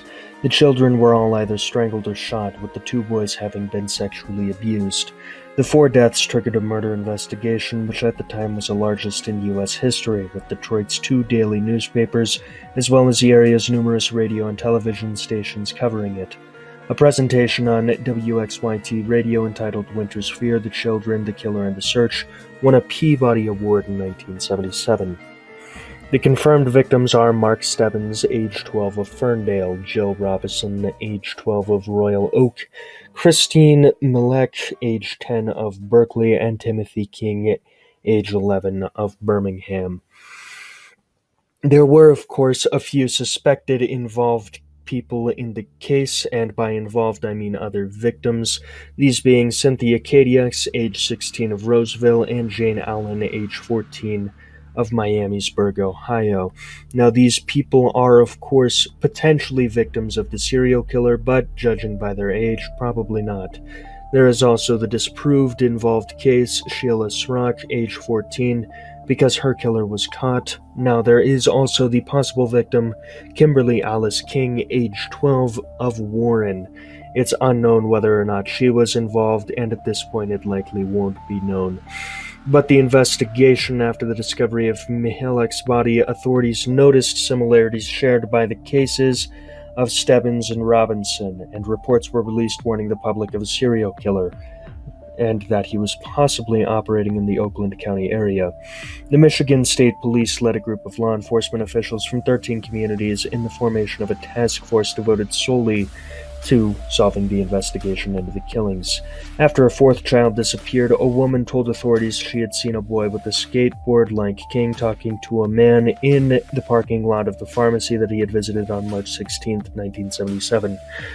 A composite drawing of the suspected kidnapper was made, and seeing as how the suspect drove a blue AMC Gremlin, authorities questioned every Gremlin owner in Oakland County. Investigators created a profile based on witness descriptions of the man seen talking to King, a white male aged between 25 to 35 with a dark complexion, shaggy hair, and sideburns, who had a job that gave him freedom of movement and made him appear trustworthy to children.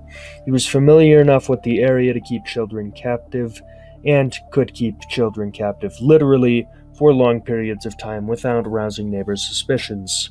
The task force formed wound up checking more than 18,000 tips, which resulted in about 24 arrests on unrelated charges, and even the discovery of a multi-state child pornography ring operating on North Fox Island in Lake Michigan. But the task force was unable to make any headway on their own investigation. Having failed their task successfully, they disbanded on December of 1978, with the investigation being turned over to the state police. Now, of course, the state police didn't find anything. They even managed to find evidence that stated that it wasn't just one person who did it, but they also found evidence that suggested the contrary, meaning that they were now in a stalemate, and thus they have stayed ever since, leaving the case forever cold. Santa Rosa Hitchhiker Murders. Hitchhiking used to be seen as a cool and free way to get around, and everyone was doing it. It was hip with the kids, and it made old people angry, and everyone knows that that's what the point of life is to fuck, create more kids so that they can make you angry, so that they can go fuck, make more kids, and then create problems that make the both of you angry. So on, rinse and repeat throughout a few generations, because you'll realistically only live to see your grandchildren, should you choose to bring children into this dying world anyways, but that's besides the point. The Santa Rosa homicides, hitchhiker homicides, mind you, were probably a major factor in saying, hey, maybe we shouldn't trust strangers to get into their cars, especially if you're a woman.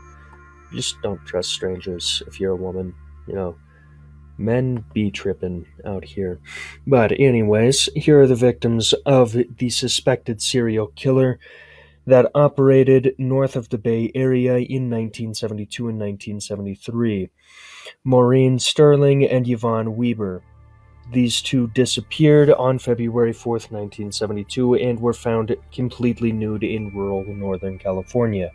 Kim Wendy Allen disappeared March 4th, 1972, found in the same circumstances. All of them were. Lori Lee Cursa, age 13, reported missing November 11th, 1972.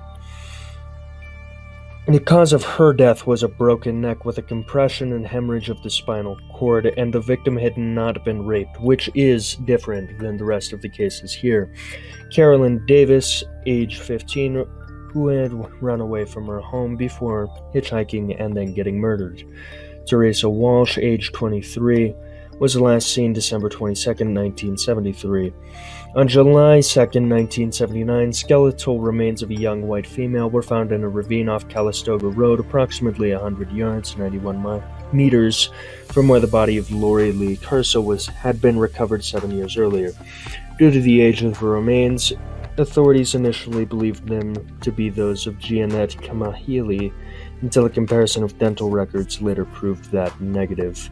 There is, of course, a list of possible victims that is rather long, and then, of course, the suspects. Some people suspect the Zodiac Killer was responsible because the Zodiac Tweaker was tweaking at this point in time. There's also Arthur Leigh Allen, a suspect for who the Zodiac Killer might have been, who was tweaking at this time. Ted Bundy, who was also tweaking at this time, because the police had failed to apprehend him. Let's just accept that Ted Bundy wasn't really that smart. He was just kind of charismatic and white. And of course, Frederick Maninali, who I have never heard of before, so that just might be a likely answer. There's also the Hillside Stranglers of Los Angeles, because a lot of these people died of neck injuries, but who knows for sure. That's right, absolutely no one. So until you go and invent time travel just to prove me wrong or prove yourself right, we'll never know, will we? And with that, we're finally fucking done. Holy shit, that took literally forever. I am never doubling up on episodes again. Jesus Christ, that was hellacious to deal with. If you're new and you made it this far, thank you for watching. You might as well just subscribe. I'm clearly mildly entertaining and you're clearly mildly bored. And if you made it this far in general, thank you for watching very much. I do appreciate it. I'd make these videos if no one watched them, but I absolutely love that some people do choose to watch them, so thank you for giving me that. I have not slept more than 3 hours in the last week. I'm running off of Red Bulls and have worked 3 12-hour shifts in a row as of recording this. So I'm gonna go ahead and spare you the BS of making up something funny to say and just hit you with I'm about to fucking nap hard. Have a wonderful time. Thank you for watching. Memento Mori.